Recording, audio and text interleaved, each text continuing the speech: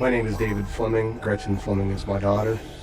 Last time I saw her was in Parkersburg, West Virginia, December 3rd, 2022. And she is still missing. Parkersburg's a small town, and everybody knows everybody. And it's a great place to grow up. And it's a very tight-knit community. Neighbors looked after neighbors. Pretty much all growing up with Gretchen, I never locked the side door. The side door was always unlocked. I mean, I never felt unsafe. Me and Gretchen were always close. We rode bikes a lot. We had a tandem bicycle, and she would hang on the back while I pedaled and steered. And she was involved in sports. And she was real involved with church and just lots of activities with friends and being a child. Gretchen's mom and I ended up splitting up when Gretchen was a child. They didn't have a super close relationship, but they still talked occasionally. I was raising Gretchen and Emma, her sister, on her own. And then I met my wife, Jennifer. I'm Jennifer Fleming, and I am Gretchen Fleming's stepmom. The first time I met Gretchen was right after she turned 14. And I don't think she was real excited that her dad had a girlfriend. And then I brought in twin babies that were 3. And then it wasn't very long after that that I got pregnant with our child together. She was just a teenager. But whenever she needed something, she always came to me. In high school, Gretchen had her friends, and they were into, doing their thrift shopping and putting their outfits together and doing their makeup. And she was real involved with clubs at school and different activities. She was an avid book reader. I mean, every time you saw her, she had a book in her hand and Doc Martens on her feet. She wasn't really sure what she wanted to do in life, but she knew she wanted to get to a bigger city. Her goal was to move to North Carolina, Charlotte, Raleigh area, and live down there and start her own chapter of life. So after graduating high school, she moved down to North Carolina like she had always dreamed of. I don't know that she really knew exactly what she wanted to do, but she was trying to figure it out and just being a young adult, enjoying life. She ended up making a lot of really good friends down there, and I didn't worry about her. She was resourceful. She was kind of just feeling it out and just working jobs just to pay rent and be social, I guess, more than anything. She was young enough that she wasn't really career-oriented yet, and she was just enjoying being a young, vibrant person and enjoying the lifestyle down there with other young people. She had different jobs, so if one job didn't work out, she would find another job. She was that kind of free spirit where she didn't worry about it. She was going to figure it out. And I think that's pretty neat. So Gretchen was down in North Carolina, and she met a boy, and they hit it off really well, and he lived in Charleston, so she moved back to Charleston with him, and he was working a job in Charleston with him. And they dated for probably about a year or so, and they actually talked about even getting married, and then I don't really know why, but they went their separate ways. That just kind of put her in a bad place, understandably so. Then she came back to Parkersburg. She was kind of in a lost place when she moved back to Parkersburg. And that was where she really just needed a time out and was trying to figure things out. She decided to move in with my mom because we have still 4 kids in the house, and I don't think she wanted to deal with the chaos of our house. She didn't want any part of that. I wouldn't have either at 27 years old, So it made sense to go to Nana's. Gretchen didn't have a driver's license. Gretchen used to say, well, why drive? I can get an Uber, or I'll go with friends. It just never was something she wanted to do. So Nana and Papa could run her around wherever she needed to go. It just made sense.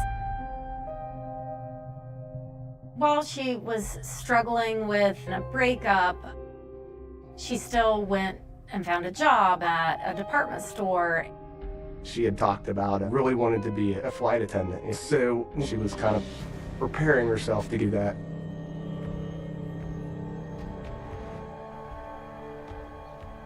Since she was living with Nana and Papa, they're older and kind of set in their ways, and they have rules. And, you know, I think it was 10 o'clock was the time that if she wasn't home by, then the door was locked, and she knew that. So she would stay with friends, and it wasn't uncommon for her to stay with friends for a weekend, 3 or 4 days. They'd take her back and forth to work. You know, she had a bag like that she put her purse in and her clothes and her belongings, and she would just go couch surf or hang out with friends or whatever for a few days. So it wasn't uncommon for her to be with friends and gone for a few days at a time.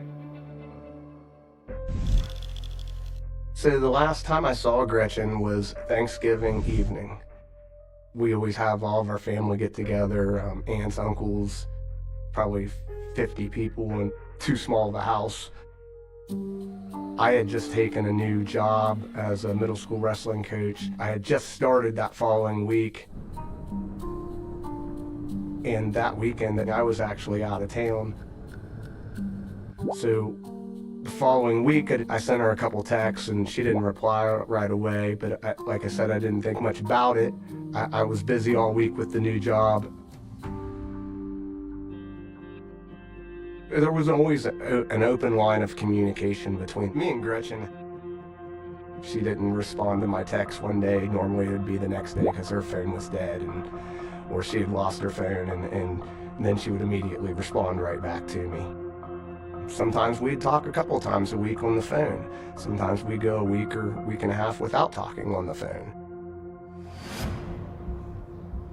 So December 11th, David and I were at the house when there was a knock at the door.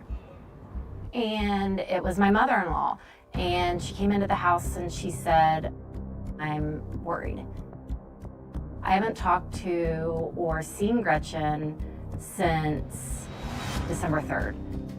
She said I dropped her off for work and she told me she wouldn't be coming home that night. It was Saturday night. She was going to get off work and go hang out with friends.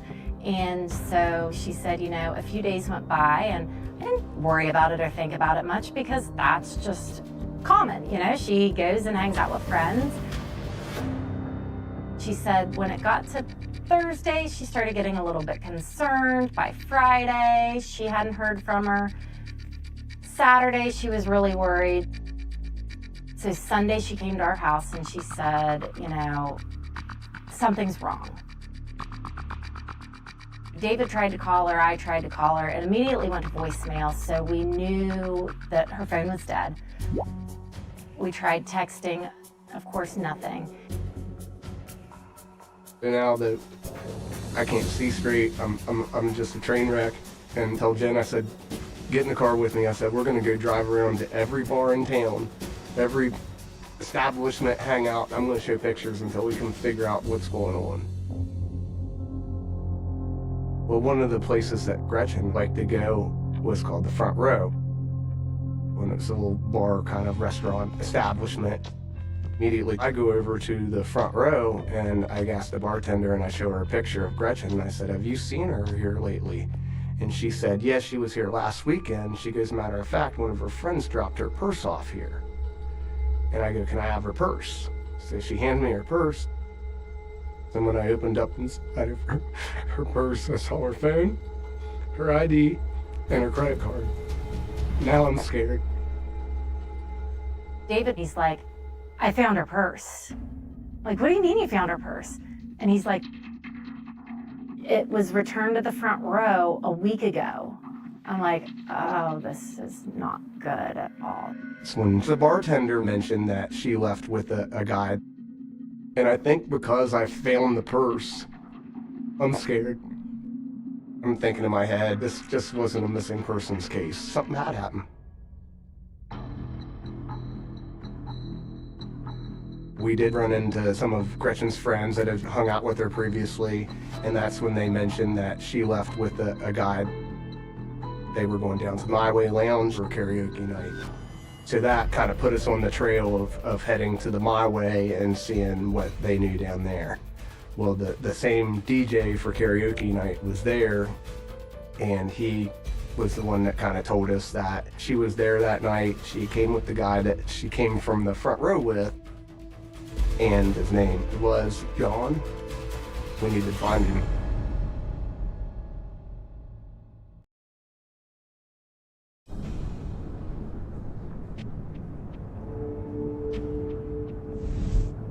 So we ended up at the front row, which is where the purse was found, and we ran into some friends, acquaintances of hers that said yes, they had seen her there. She had left and went to the My Way Lounge. They actually said her friend John drove her to the My Way, and I mean, we didn't know him or where he lived. Before Gretchen went missing, her mom passed. It was very suddenly, and she was the only person that could give consent for them to take her off life support, which is terrible for a young person to have to go through, to do that and watch your mother pass like that. I think she was closed off because of that. She didn't have the best relationship with her own mom. I think it was a little overwhelming for her. And after that, with her and her boyfriend breaking up, she was kind of in a lost place when she moved back to Parkersburg, and that was where she really just needed a time out. While a lot of bad things had happened, she hadn't lost hope. You know, she was struggling and trying to figure things out, but she was going out with friends and having fun. She was working jobs and, you know, kind of going out to the bars here in town. You know, a lot of young people gather there, so, you know, she didn't have a whole lot of friends still here because, you know, she's 28, a lot of her friends have moved off, so she was meeting new friends and just hanging out with those social circles. We started at the front row trying to get some answers to what happened, and that's when we found her purse. So we go home, and in the purse is her phone, her tablet, her ID, her debit card, her credit card, her hairbrush, a bottle of water, you know, all of her belongings are in her purse. So she had an iPhone, so we took the iPhone and we plugged it in. There's no passcode on it. So we get on the phone, I start going through all of her messages, all of her social media, and the last contact she had with anyone was on that Saturday, December 3rd. David's in sheer panic mode at that point. We start going through her contacts. We start calling people. When's the last time you saw her? Have you heard from her? And nobody had heard from or seen her since that December 3rd. So we plugged in her tablet as well. We went through that. There was nothing there. Girl doesn't leave her purse and not go look for it the next few days. That's just not normal. So the next morning, we went straight to the police station and filed a missing persons report. I'm James Zimmerman, and I'm a detective with the Parkersburg Police Department. I have been investigating Gretchen Fleming's case since December 12th, 2022. Typically, when we have a missing persons case, you know, usually they're a runaway of a juvenile. It's somebody that we typically locate, you know, within a short amount of time. With Gretchen's case, you know, what kind of concerned us from the beginning was that the family had located her purse and their cell phone, and the length of time that the family has communicated with Gretchen was concerning. My name is Matthew Board. I am the Chief of Police for the City of Parkersburg in West Virginia. My initial thought was, you know, it was concerning. You try not to jump to conclusions, but after a conversation, you know, it was agreed upon, you know, this would be an all hands on deck kind of circumstance. I started reaching out to our local hospital, our local shelters, and then checking her social media if there's anything that she had posted recently, and then checking our system to see if any officers had any contact with her since December 3rd, which we had not. I had my lieutenant post a picture of Gretchen on our Facebook page. Immediately, within the next 24 hours, there was over 1,000 shares of her image that she was missing. Our family, our friends, our community, anybody that has any contact with us has shared over and over and over. They've had their own posts.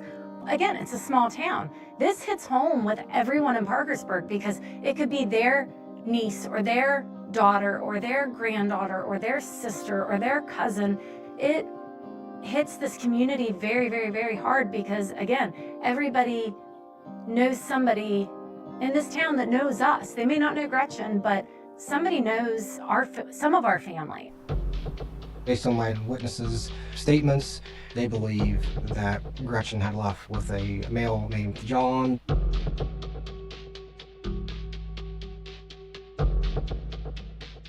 For speaking with him, he told me that they started their night off at Front Row.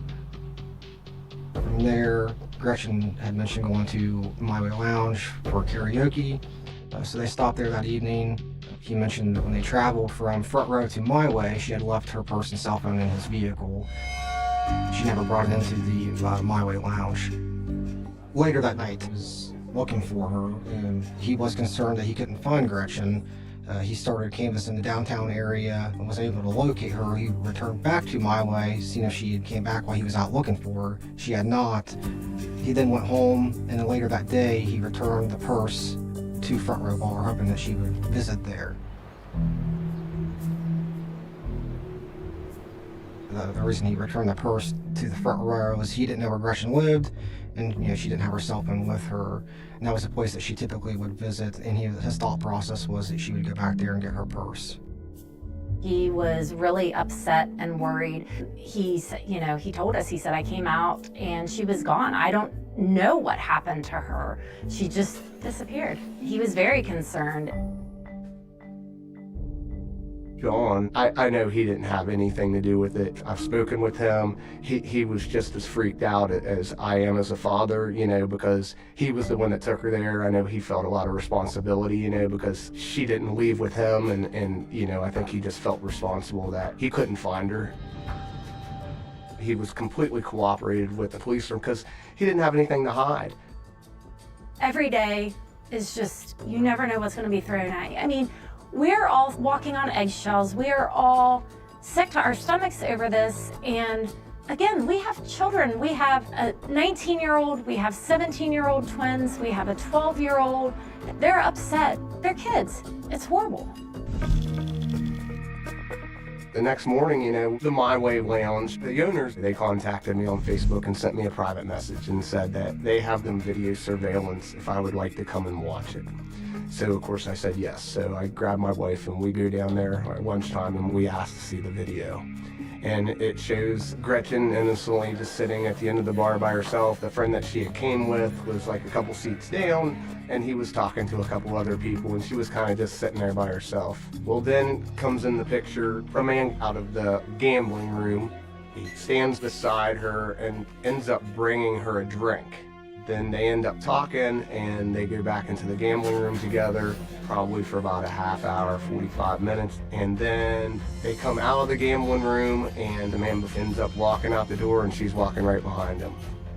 John ends up going to the bathroom, so when Gretchen comes out of the gambling room to leave, he was actually in the bathroom, so he didn't see her leave. So he comes out of the bathroom and then the bar's getting ready to close down there.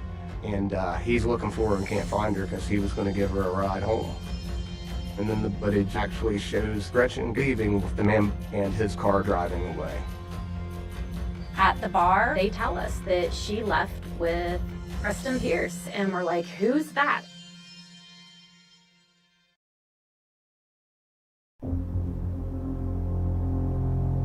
The owners at the My Way and the bartenders, they were completely cooperative. They released all their video footage to the police. The police was able to go in and get whatever they needed.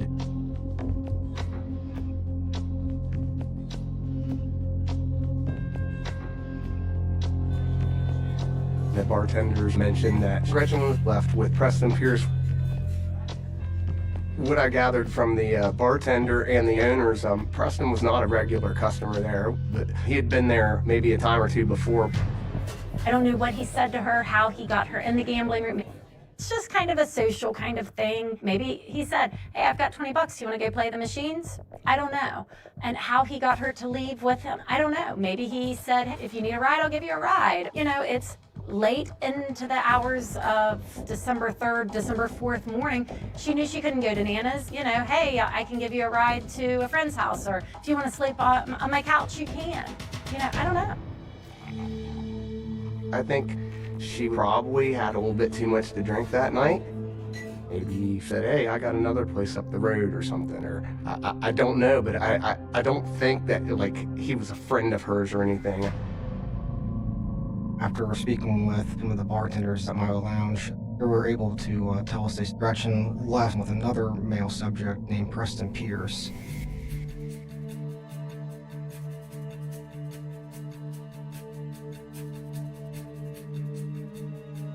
I described who Gretchen Fleming was, and he was able to recall the accounts he had that evening with Gretchen. He said that he and Gretchen had left the bar together. He dropped her off in the downtown area of Parkersburg.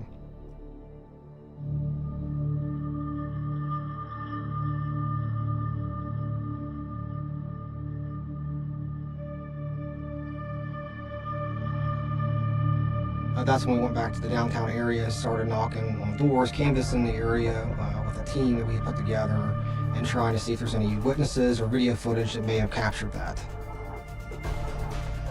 It's our job to determine what did happen, not what might have happened. So you're looking for Gretchen herself. You're looking for a piece of clothing that she may have had, or maybe you encounter somebody that was walking down the street that you could interview in a field interview and garner information. So no stone's been left unturned. On December 14th, we obtained video footage through multiple surveillance cameras and went back to the office to review that. And that's when we were able to reconstruct where Preston went in the early morning hours of December 4th.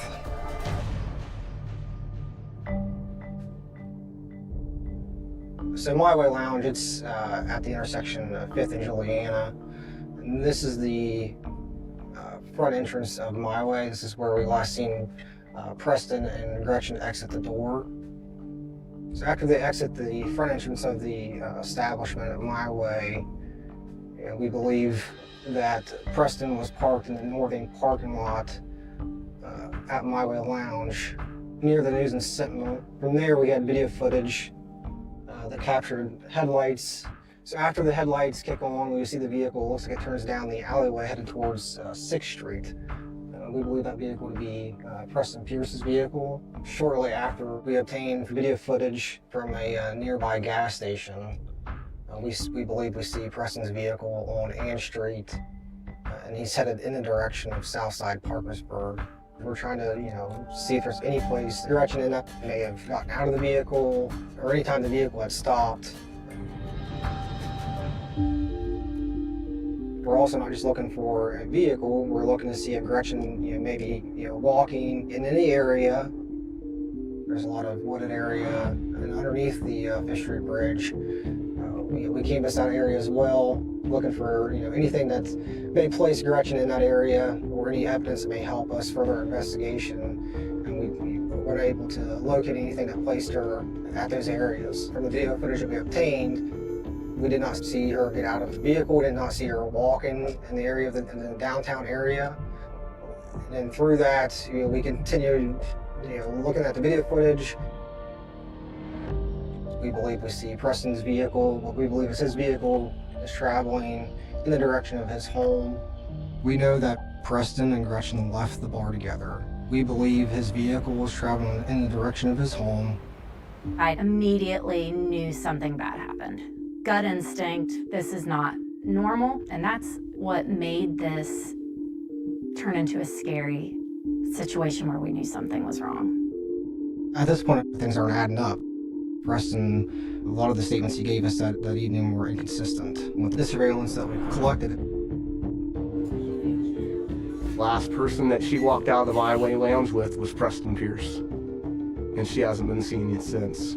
I mean, if his little girl was missing and I was the last person seen with his little girl, he'd expect an answer from me. Due to the totality of circumstances of the information that we had, it led me to draft up search warrants and meet with our local prosecutor. Our prosecutor reviewed the search warrant, and we were able to present that to a circuit court judge who believed we had enough probable cause to do a search warrant on Preston's home, vehicle, and his storage unit. At this point in the investigation, in my mind, foul play has happened. Gretchen Fleming was last seen December 3rd, 2022. If you have any information, please contact Detective Zimmerman at 304-424-1072.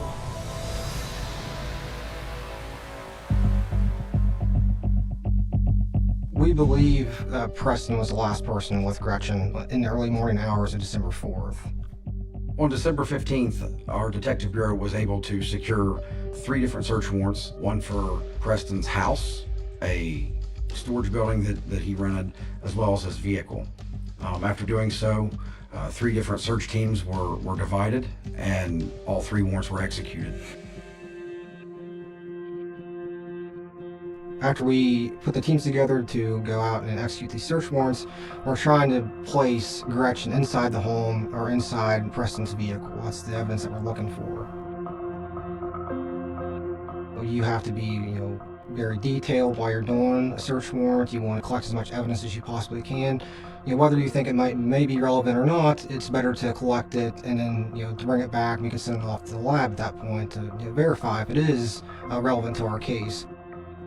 I was hoping we were going to, I don't know what I was hoping. I was hoping we were going to find something. We were going to find her. Just the emotions were going through my head. I just can't even explain. I still can't explain the emotions that I'm going through.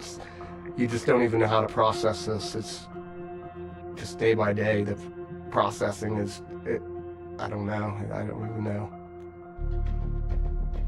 We want to know where she's at, but at the same time, you don't want to know. You know what I mean? You don't want to have to hear the details and know what happened. I mean, it makes me sick to my stomach thinking about having to identify a body or, it's scary. It's terrifying. So after our teams collect evidence from Preston's home, his vehicle, and the storage unit, when they come back to the office, we start packaging up all the evidence that we do have, labeling everything that we have, and documenting everything, and then sending out what items that we want to send to the state police lab. But the search did not find any body. At this point, we have to be careful. We still don't know what happened to Gretchen. As soon as I found out that they had conducted the search warrants, I thought, all right, I'm going to get to the bottom of this. So when I first heard the name Preston Pierce, it is not a name that I'd ever heard before. I immediately went into detective mode, as I do. I got on social media and I found that he's a food delivery guy. Once his name was out on social media, I never saw anything positive.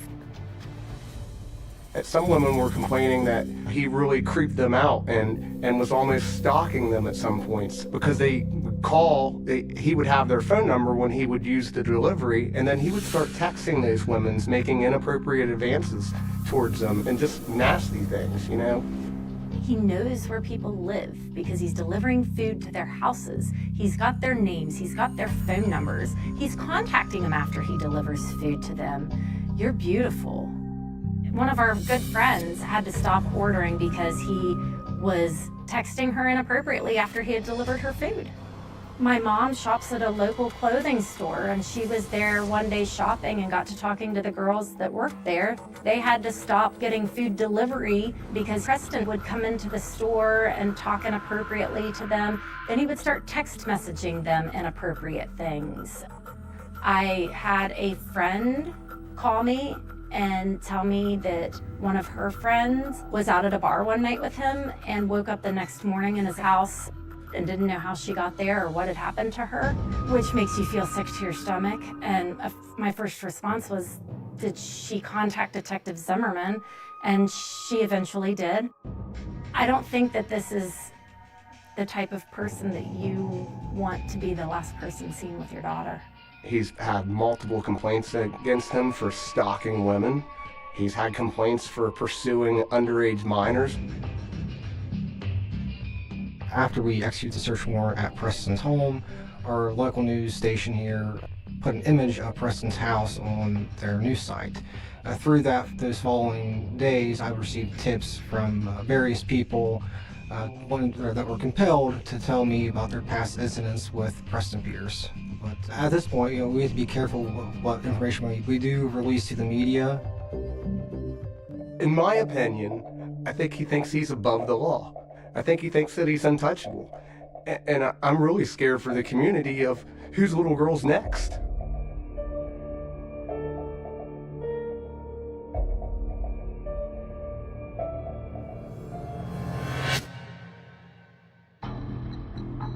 In February, 2 months after Gretchen disappeared, we did put together a community search out at Mountwood Park. That is in close proximity to Preston's home. There's a lot of acreage, so we had over 500 people show up, and through that, we were able to cover a lot of ground out at Mountwood Park. Community members praying for answers today. Hundreds driving to Mountwood Park, about 30 minutes east of Parkersburg, to participate in the search party. The community was concerned. Someone from Parkersburg was in trouble. They wanted to help. So we were flooded with tips and people offering to volunteer in any way that they could. Everybody genuinely cared. The whole community showed up. Everybody wanted to help. It was very overwhelming. I couldn't keep the tears out of my eyes because you see that many people trying to help you and help you find your daughter. It's very overwhelming and shows you the support that this community has and that there's still a lot of kind people.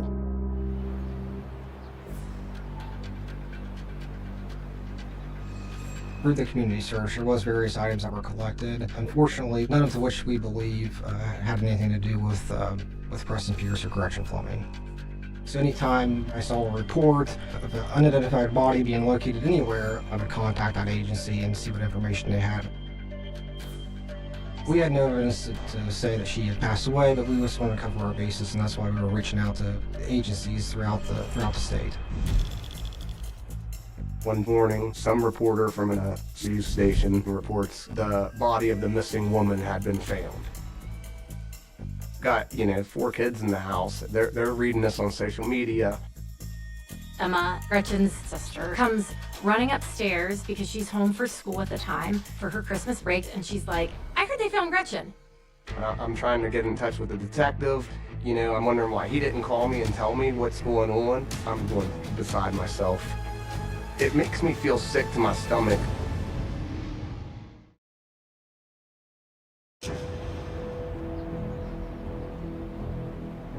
In January, there was a news outlet that reported that human remains may be linked to Gretchen. They reported body being found in the Ohio River, which is just right across the river, which makes sense in the vicinity of where she went missing.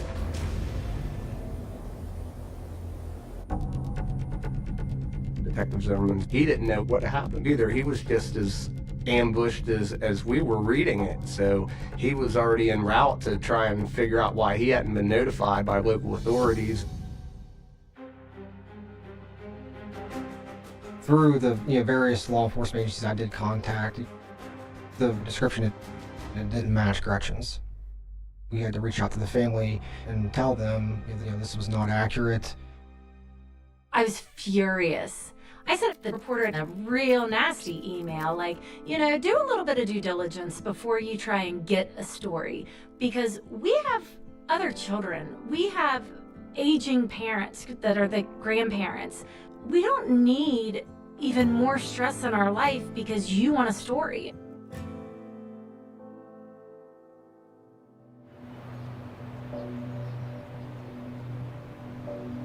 After we did the Mountwood search, although it didn't pan out, our team, we still didn't give up. We're still out doing searches in various areas, and we're still analyzing any of the digital evidence that we do have and seeing if there's any connections that we can make with locations. So in January, the police had a tip that possibly she could have been put down a well. So Detective Zimmerman took a crew and they went and had a drilling company come in and they drained the well looking for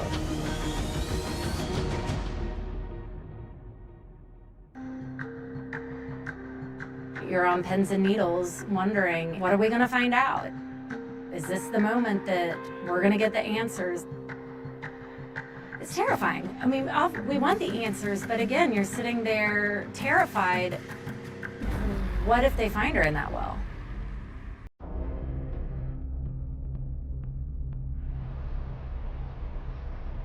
So this is the well that we did a search at in Ravenswood. Ravenswood is a 40-minute drive from Parkersburg. It's a small city. It took us about a week to do a complete search. It was 25 feet deep, a well, and that was a challenge within itself, having to drain it. We had our city engineer here doing ran a stake with the camera. We were able to get a visual on the inside, but it wasn't very clear. So we had a company come in and drain that, search the woods, and the riverbank.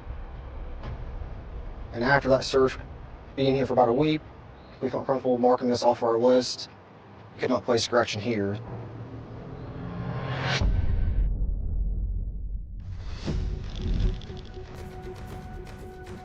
We're almost 6 months and no arrest has been made, but it's still a very active investigation. They're going to get to the bottom of this. It takes time, and as hard as it is to be patient, we have to let law enforcement do what they do. The police haven't slowed down at all.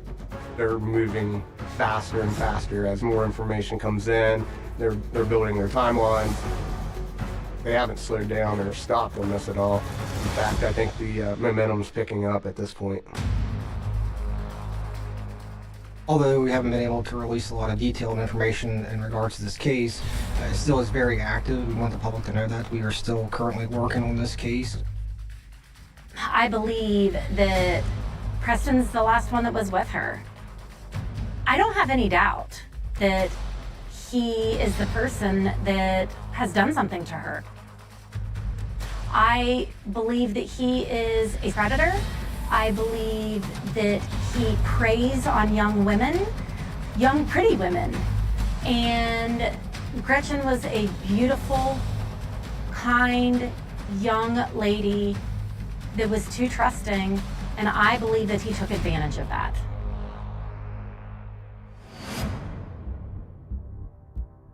Based on all the information that we gathered with this case, the surveillance and witnesses' statements, I can confidently say that Preston Pierce is a person of interest, and I believe he has more information in regards to Gretchen's disappearance. Fortunately, he stopped communicating with us. He can hide, he can run, but we're eventually going to get him. If any of you out there know anything at all, a tidbit, you've heard something from a coworker, heard it from a friend, please come forward. We have a reward of $100,000 for anybody that has information that can bring Gretchen home.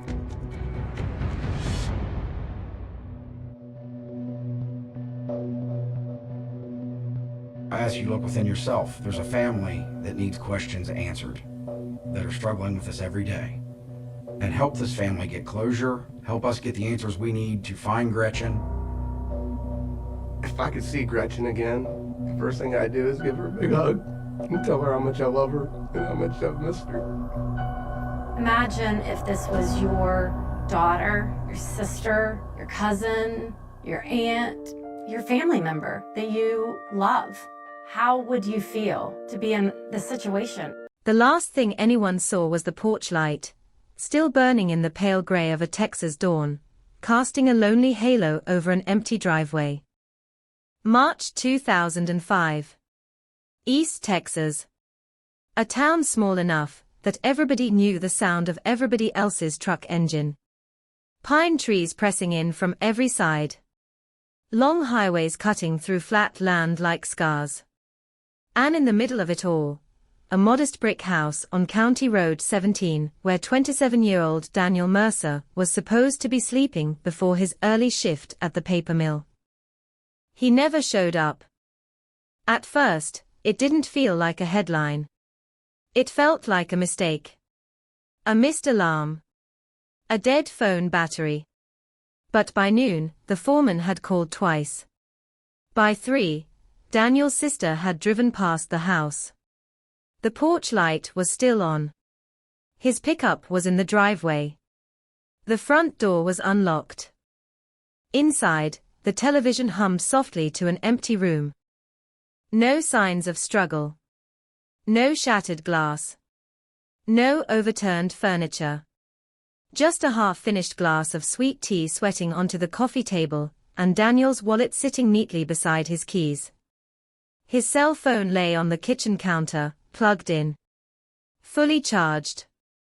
Untouched since 10:42 p.m. A grown man doesn't vanish from his own living room.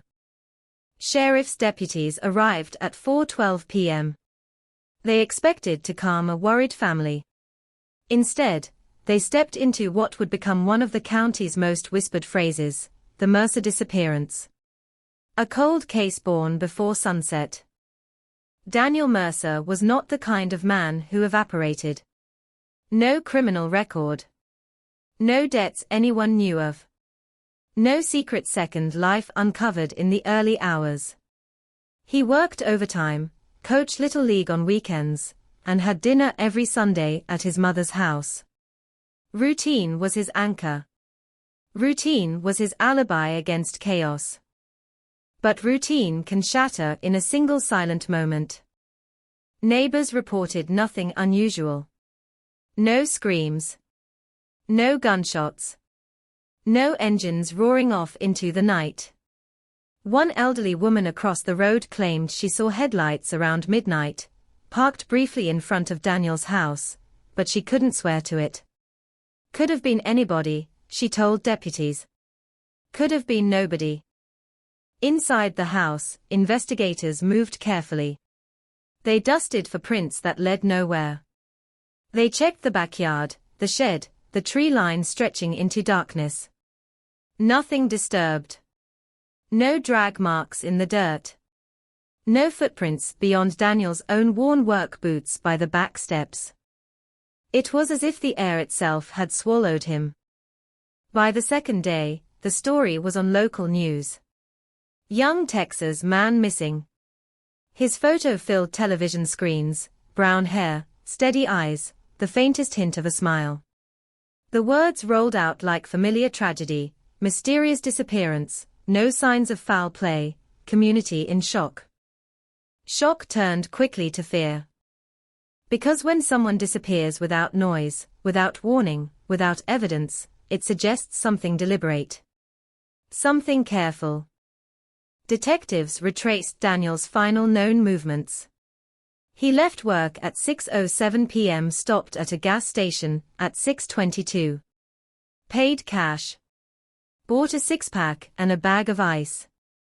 Security footage showed him relaxed, nodding at the clerk, walking out under fluorescent lights. Alive. Ordinary. Unaware that he was being recorded for the last time. He drove home. A neighbor confirmed seeing his truck pull in just before 7.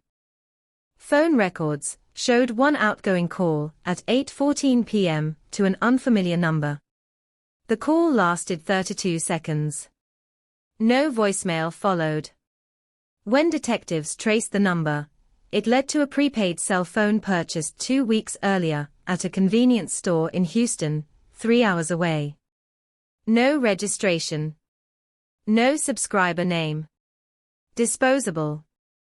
The kind of phone you buy when you don't want to be found. Investigators leaned hard on that detail.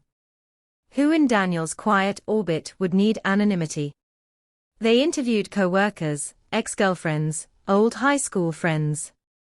One former girlfriend admitted they had argued months earlier, but she was married now, living in Dallas, verifiably at home that night. Co-workers described Daniel as dependable, quiet, sometimes withdrawn, but never secretive. Yet that 32-second call lingered like a splinter. Search teams combed the surrounding woods. Volunteers formed lines, boots crunching over pine needles, calling his name into humid air. Dogs tracked his scent from the front door to the edge of the road, then stopped. As if he had stepped into a vehicle. That was the first turning point. Not proof. Not certainty. But enough to shift the tone. This wasn't a man wandering off. This was extraction. The FBI was consulted within the week. Small-town sheriffs don't like to admit when something is beyond their scope, but this case had teeth. Too clean. Too empty. Agents examined Daniel's finances. Bank accounts untouched. No withdrawals. No suspicious transfers. His credit card remained unused after the gas station purchase. If he ran without money. And then there was the detail that unsettled even seasoned investigators: his dog. A golden retriever named Rusty. Loyal. Protective. Known to bark at strangers. Rusty was found inside the house, calm. Federation. No signs of agitation. If someone had forced their way in, Rusty would have made noise. Neighbors would have heard. Instead, the dog seemed undisturbed. Which suggested one of two possibilities. Either Daniel left willingly with someone he trusted, or whoever came through that door was someone Rusty already knew. The town shifted from sympathy to suspicion. Rumors bloomed like wildfire.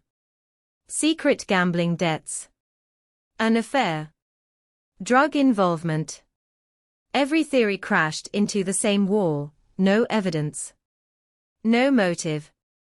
No trace. Weeks passed. Flyers faded in the sun. The media vans left. The house on County Road 17 stood quiet, porch light finally switched off by a grieving mother who refused to believe it was permanent. And then, 3 months later, something surfaced. A hunter in a neighboring county stumbled upon a shallow depression near an abandoned oil lease road.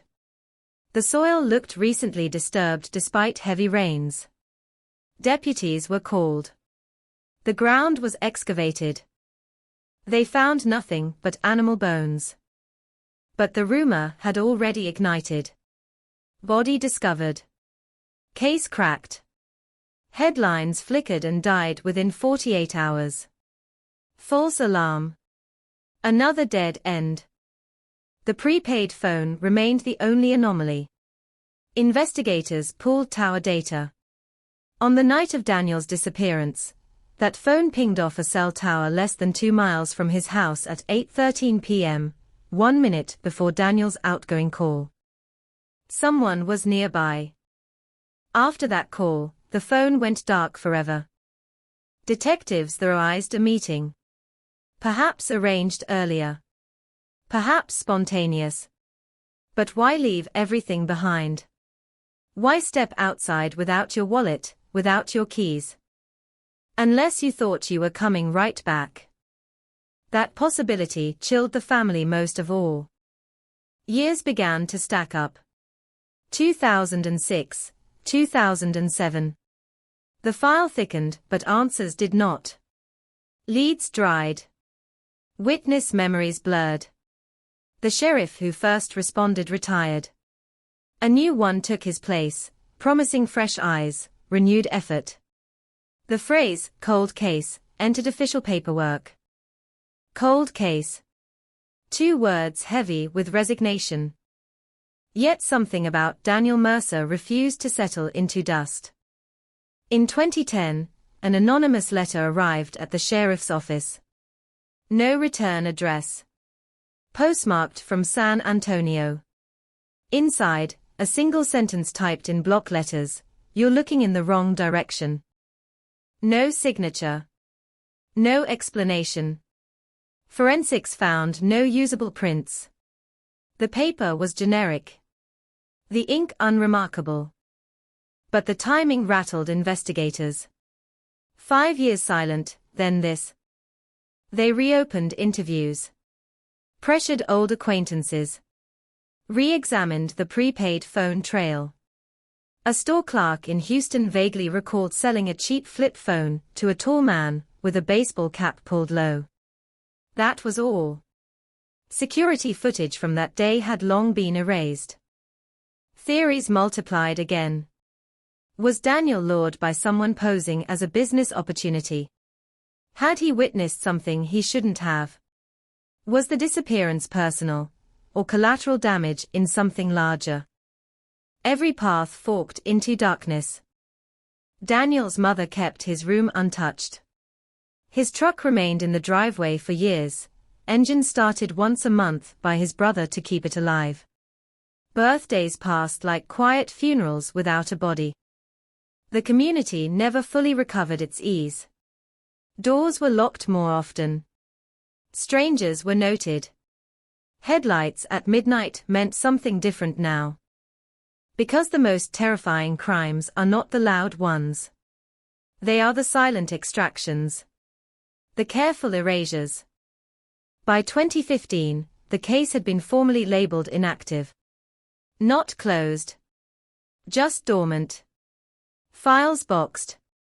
Evidence sealed. Detectives reassigned.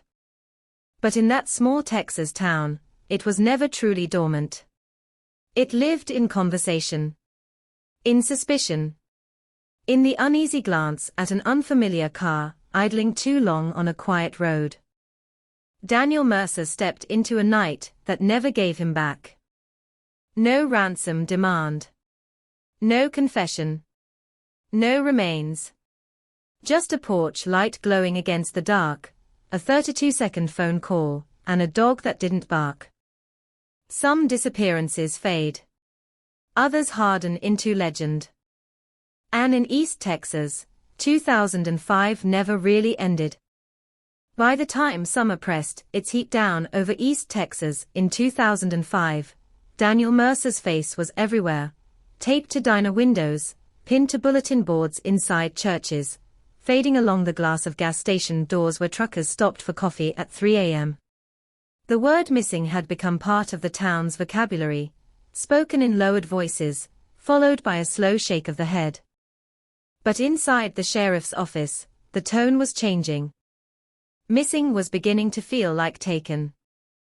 Detectives went back to the house on County Road 17 with a sharper lens. Not looking for what was there, but for what wasn't. No forced entry. No broken locks. No defensive wounds in the living room. The glass of sweet tea had been tested, no foreign substances. No sedatives. No fingerprints other than Daniel's and family members who had visited days earlier. Clean. Too clean. A forensic tech noticed something subtle on the second pass, fine red fibers caught along the edge of the front door frame. Not inside. Outside. Almost invisible against the brick. They were collected, bagged, sent to a lab in Dallas. The results came back inconclusive. Synthetic. Mass-produced. Could have come from a jacket. A car seat. A moving blanket. It was nothing, and yet it was something. Because it didn't match anything inside the Mercer home. Someone else had stood at that doorway. The prepaid phone continued to haunt the case. FBI analysts reconstructed its brief life. Activated in Houston. Powered on intermittently for 2 weeks. Minimal usage. A handful of short calls to other prepaid numbers, all equally disposable. Then the final ping near Daniel's home at 8:13 p.m. silence, after 8:15. One of the numbers it had contacted belonged to a second prepaid device that pinged near Beaumont the following morning, then vanished. That detail widened the map. This wasn't a random drifter. This suggested coordination. 2 phones. At least 2 people. The working theory sharpened. Daniel had been lured outside. Investigators tested the timeline. If the call came at 8:14 p.m., Daniel would have stepped out shortly after. The TV was still on. The tea still cold but not evaporated. That suggested he hadn't been gone long before something happened. Maybe minutes. His sister remembered something else. during a follow-up interview in August. A detail she had dismissed at first. Daniel had mentioned feeling watched in the weeks before he vanished. Not threatened. Just observed. He had laughed it off. Said maybe he was working too much. Watched. Detectives canvassed again. A teenager, who lived 2 houses down, recalled a dark SUV parked along the tree line several nights that month. Tinted windows. Engine off. He assumed it belonged to a hunter, or someone making a phone call. He never saw who was inside. No license plate. No clear description. Just a shape in the dark. The investigation shifted outward, tracing Daniel's past more aggressively. At the mill, management disclosed a recent internal audit. Equipment parts had gone missing over the previous year, small components, easy to pocket, valuable when resold. Nothing directly tied to Daniel. But he had been one of the employees with access to the storage floor. Was he involved? Or had he seen something he shouldn't have? Co-workers were re-interviewed under sharper scrutiny. One man, Carl Dwyer, grew defensive. He had a prior arrest for theft back in the late 90s. He denied everything. Said Daniel kept to himself. Said he barely spoke to him. Phone records told a slightly different story. Dwyer's personal cell had placed 2 calls to Daniel in February 2005. Short conversations. When confronted, Dwyer admitted they had discussed trading tools. Harmless. But harmless didn't feel satisfying anymore. Investigators obtained a warrant to search Dwyer's property. They found nothing connected to Daniel. No blood. No fibers. No sign of struggle. But neighbors mentioned Dwyer had abruptly sold his old Ford Explorer in April 2005, 1 month after the disappearance. Dark blue. Tinted windows. The buyer was located. The SUV had already changed hands twice since then. By the time deputies tracked it down in Louisiana, it had been repainted and reupholstered. Forensics pulled samples anyway. Nothing definitive. Frustration settled in like humidity. Then came October. A fisherman casting lines along the Neches River discovered a men's wristwatch tangled in reeds near a muddy bank. It was waterlogged but intact. The brand matched one Daniel had been known to wear, a silver Timex with a scratched face. His mother identified it as similar. Not certain. Similar. The watch was sent for testing. No DNA. Too degraded. Serial numbers partially legible, but inconclusive. It might have been his. It might have belonged to any number of men in East Texas. But the river search began. Boats dragged sonar equipment across murky water. Divers descended into silt and shadow. They found old tires. Rusted bicycles. A shopping cart. No body. If Daniel had been dumped there, the river kept it secret. The case took on a heavier tone in 2006. Statistically, survival odds plummet after the first 72 hours. Everyone in law enforcement knew it. They just didn't say it aloud to the family. Yet Daniel's bank account remained frozen in time. No activity. No digital footprints. No passport use. No sightings confirmed beyond rumor. A supposed tip from Oklahoma led nowhere. A truck stop clerk in Arkansas claimed she saw him months later, but security footage disproved it. Each false lead reopened wounds. In early 2007, a private investigator hired by the Mercer family uncovered something new. Daniel had run a background check online in January 2005. On himself. That detail jolted the sheriff's office. Why would a man with no criminal history check his own record?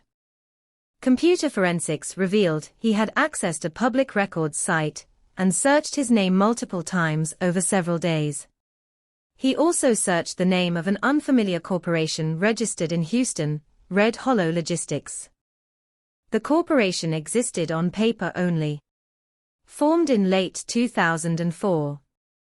Dissolved in mid-2005. No active website.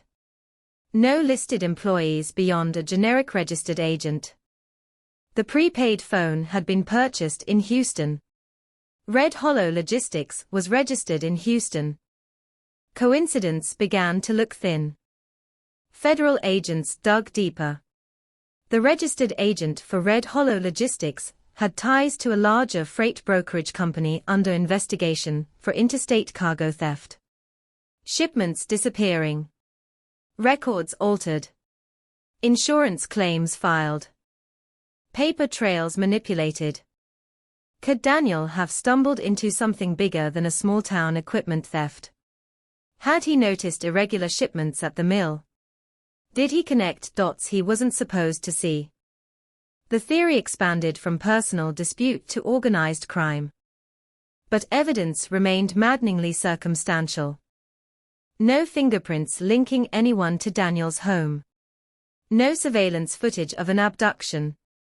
No eyewitness who could say, "I saw him forced into a vehicle."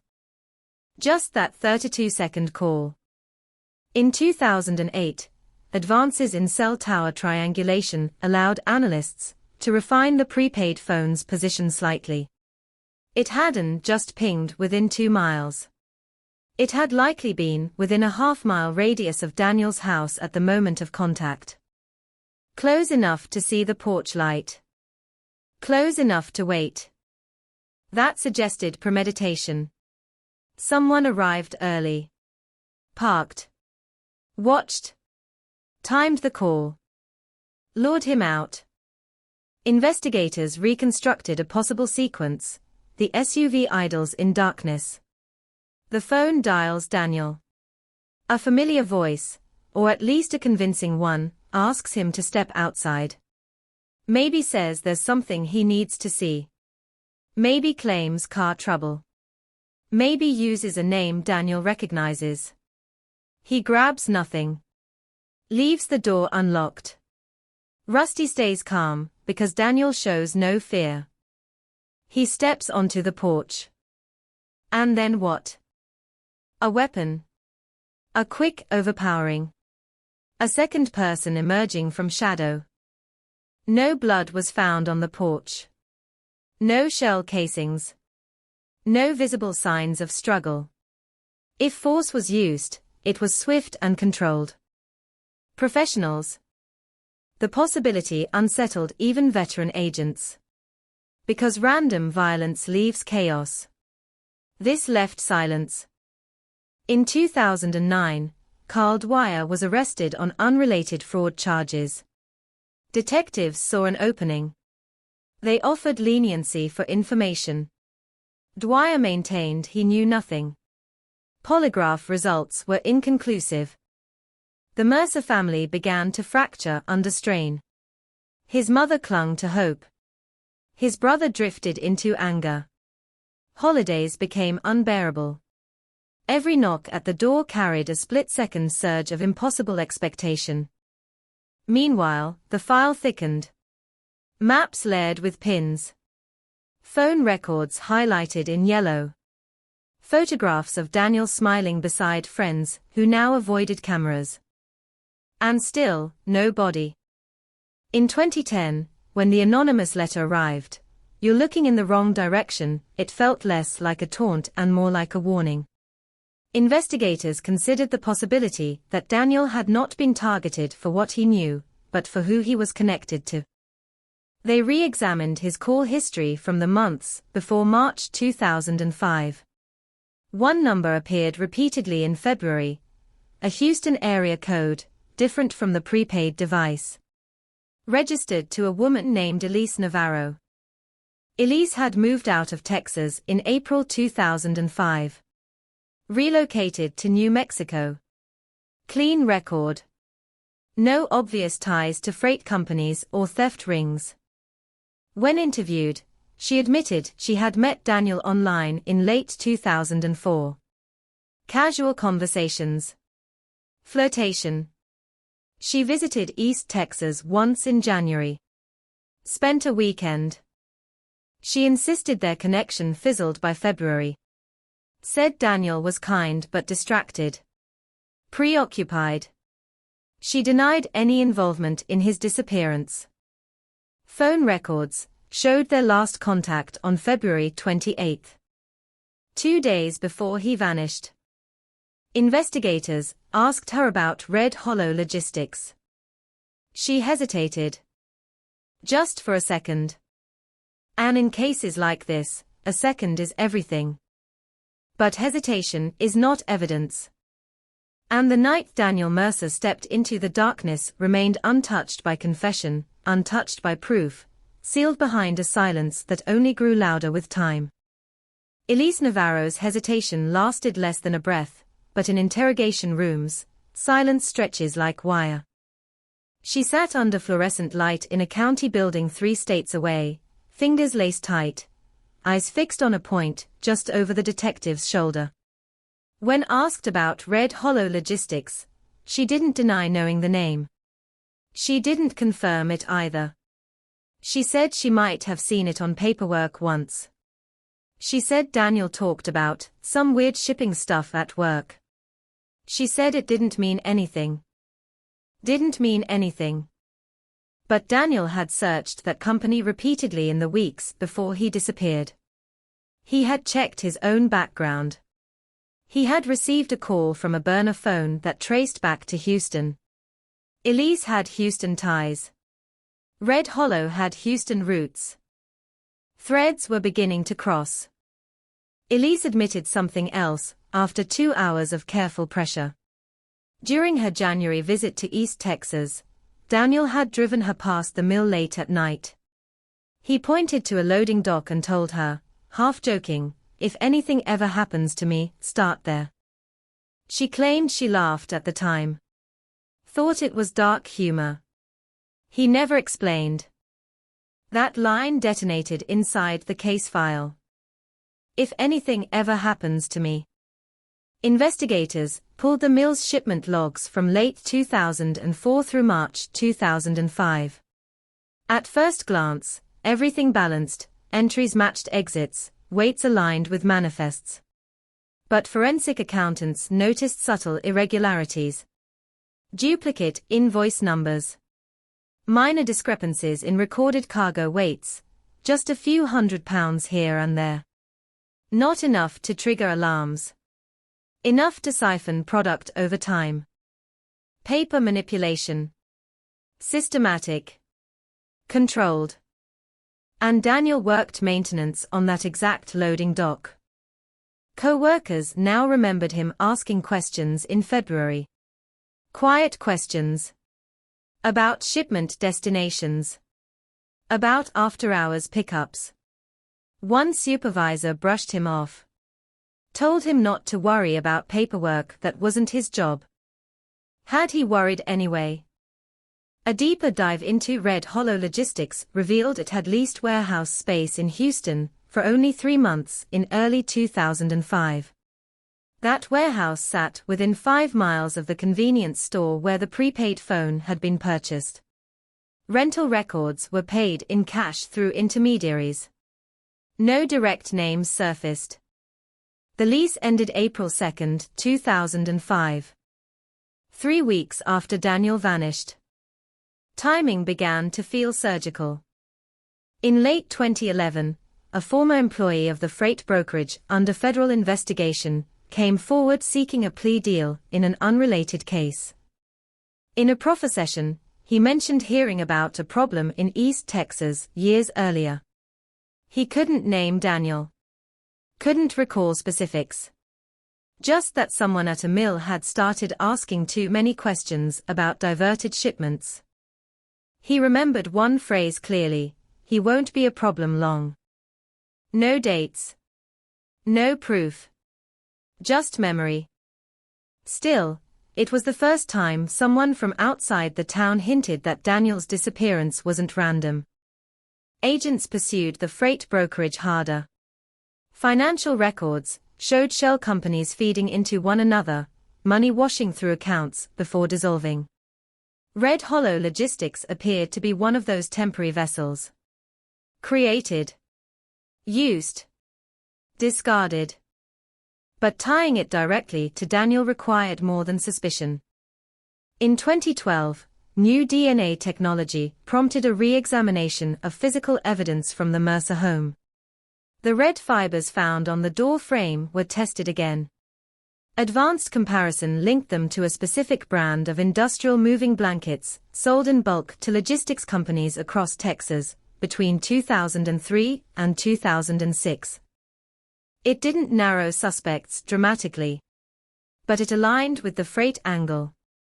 Moving blankets, cargo theft, controlled extraction. Investigators theorized Daniel may have been taken not in rage, not in panic, but as containment. A warning to others. A loose end tied cleanly. But if that were true, why no body? Organized operations often dispose of evidence efficiently. Remote land. Industrial equipment. Incineration. The possibilities were grim. In 2013, a construction crew expanding a rural highway uncovered skeletal remains in a shallow grave 40 miles from Daniel's home. For 2 weeks, the town held its breath. Dental records were compared. DNA processed. The remains belonged to a missing drifter from Louisiana. Another false crescendo. Meanwhile, Daniel's family aged visibly under the weight of not knowing. His mother's hair turned fully gray. His brother stopped starting the truck every month. Eventually, the battery died permanently. The house was sold in 2014. New owners painted over the walls where flyers once hung. But law enforcement didn't let it die completely. In 2015, a retired Houston detective reviewing cold cases noticed something buried in old freight reports. A 2006 internal memo referencing the Mercer incident in coded language. The memo discussed tightening communication protocols after field complications in Q1 2005. Q1 2005. January through March. The same window. The memo never defined Mercer. It could have referred to anything. But coincidence was wearing thin. Federal prosecutors attempted to build a racketeering case against senior figures in the freight network. Cargo theft. Fraud. Conspiracy. Yet Daniel's disappearance remained a shadow within that broader storm, suspected, implied, but never charged.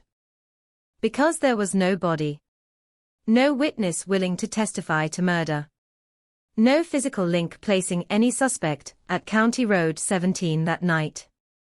In 2016, a breakthrough seemed imminent.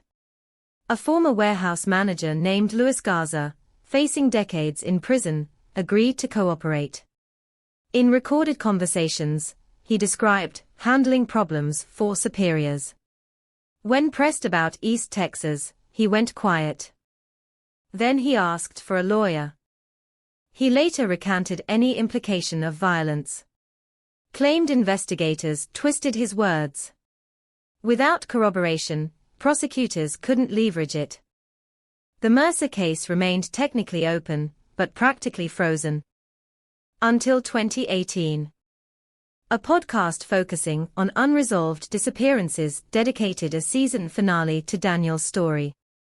The episode reignited public attention. Tips flooded in, most useless, some bizarre, a few intriguing. One tip came from a truck driver who claimed he hauled industrial waste from Houston to a remote incineration site in March 2005 under unusual security. He remembered armed escorts. Remembered being told not to inspect sealed containers. He couldn't prove what was inside. He admitted it might have been standard hazardous material. But the timing gnawed at investigators. Records confirmed unusual waste shipments during that period, tied to a subcontractor once affiliated with Red Hollow Logistics. Still circumstantial. Still smoke without flame. In 2019, law enforcement executed search warrants on properties linked to aging executives from the freight ring. Documents were seized. Hard drives imaged. One encrypted file referenced Asset Relocation, ETX, dated March 12, 2005. ETX. East Texas. The date was 2 days after Daniel vanished. Encryption specialists worked for months. When the file was finally decrypted, it contained logistical notes about transferring equipment between warehouses. No names. No direct reference to a person. But investigators couldn't ignore the alignment. Then came 2020, and with it, advancements in forensic genealogy. Cold cases across the country cracked open. Hopes rose again in East Texas. Authorities submitted unknown DNA from the Mercer home, trace skin cells found on the exterior door handle in 2005, but too partial to process at the time. Technology had improved. This time, analysts generated a viable profile. The DNA did not match anyone in CODIS. But genealogical mapping linked it distantly to a family in southern Texas, with connections to long-haul trucking and warehouse labor. One branch of that family tree included a man who had worked briefly at the Houston warehouse leased by Red Hollow Logistics in early 2005. His name was Mateo Ibarra. Mateo had no violent criminal record. Minor offenses. Traffic violations. He left Texas in late 2005 and moved to Arizona. When questioned in 2021, he denied ever being in East Texas. Denied knowing Daniel Mercer. Denied involvement in any disappearance. Cell phone records from 2005 were long gone. Employment logs incomplete. Memories faded. But the DNA placed him, at some point, touching Daniel's front door. That single fact shifted the case from myth to measurable. Investigators theorized Mateo could have been the second man. The one emerging from the shadows while the prepaid phone holder kept Daniel's attention. A quick grab. A blanket. A vehicle door sliding shut. 30 seconds. It would only take 30 seconds. Mateo refused further interviews. Prosecutors weighed options but lacked a body, a confession, or direct evidence of homicide.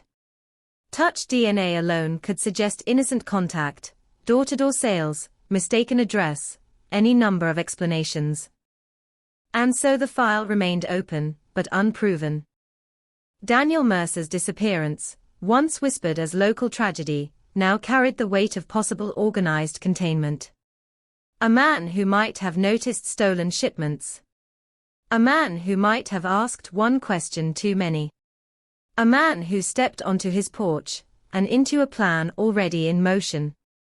Yet without remains, without a witness willing to say the words out loud, the case hovered between suspicion and certainty. In East Texas, the pine trees still stand along County Road 17. The loading dock at the mill operates under new management. Red Hollow Logistics exists only as a dissolved line in corporate records. But somewhere in archived evidence lockers sits a fragment of DNA, a red fiber from a moving blanket, and a 32-second phone call frozen in time. Proof that on one quiet night in 2005, something precise and deliberate unfolded beneath a porch light, and the silence that followed has never truly been broken. By 2022, the word disappearance no longer fit comfortably around Daniel Mercer's name. Inside law enforcement briefings, the language had shifted. They said, presumed homicide. They said organized facilitation. They said containment event. Clinical phrases for something that began with a porch light and a glass of sweet tea. But outside official rooms, in the town that still remembered his laugh, it was simpler. He was taken. The DNA hit tied to Matteo Iborra refused to sit quietly. Detectives built a timeline around him with renewed urgency. Employment records confirmed he worked at the Houston warehouse leased by Red Hollow Logistics from December 2004 through March 2005.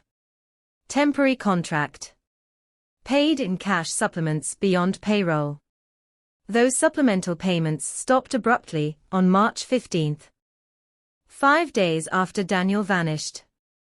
Bank statements showed a large cash deposit into Matteo's account on March 18, far exceeding his normal earnings. He claimed it was a loan from family. Family denied providing it. Pressure mounted. In a second interview, this time under federal supervision, Matteo's composure thinned. He admitted traveling through East Texas once in early 2005 with some guys from work. Claimed it was for equipment retrieval. Claimed he stayed in the truck while others handled business. When asked whose truck, he hesitated. A dark SUV. He couldn't recall the make. Couldn't recall the plate. Memory frayed conveniently at the edges. Investigators confronted him with the cell tower refinement from 2008, placing the prepaid phone within half a mile of Daniel's home. They asked if he knew who purchased it. He said no. They asked if he had ever used a prepaid phone for company errands. He said sometimes. They asked if he knew who made the 32-second call. Silence. For nearly 20 seconds. Then, I don't remember. The interview ended without confession. But something had cracked. Federal prosecutors convened a grand jury to explore conspiracy charges related to cargo theft and obstruction. Daniel's disappearance became an underlying act within a broader indictment. Executives once insulated by layers of shell corporations were now aging men with thinner legal shields. One name surfaced repeatedly in encrypted correspondence: Victor Salazar. Regional Operations Coordinator. Houston-based. Known for problem resolution. Phone metadata, recovered from archived telecom backups once thought erased, revealed that on March 10, 2005, Victor's primary cell phone traveled from Houston toward East Texas, pinging towers along Highway 59. At 7:58 p.m., it connected to a tower less than 10 miles from Daniel's home. At 8:16 p.m., it powered off. It reactivated at 11:43 p.m. near Lufkin, Texas. That window overlapped perfectly with Daniel's final known moments. When confronted in 2023, Victor claimed he frequently traveled for business. Couldn't recall specific dates, 18 years earlier. Said turning off his phone was common practice during long drives to conserve battery. But investigators noticed something else. Victor's phone had exchanged brief calls with the prepaid device in late February 2005. Short bursts. Seconds long. Coordination. The circle tightened. Search warrants executed at properties linked to Victor uncovered old hard drives stored in a climate-controlled safe. Most data had been wiped. But forensic recovery extracted fragments, deleted emails referencing ETXmeet, contain exposure, and one chilling line dated March 9, 2005. After tomorrow, no loose threads. After tomorrow. March 10. Daniel disappeared on March 10. The prosecution theory solidified into a narrative both precise and terrifying.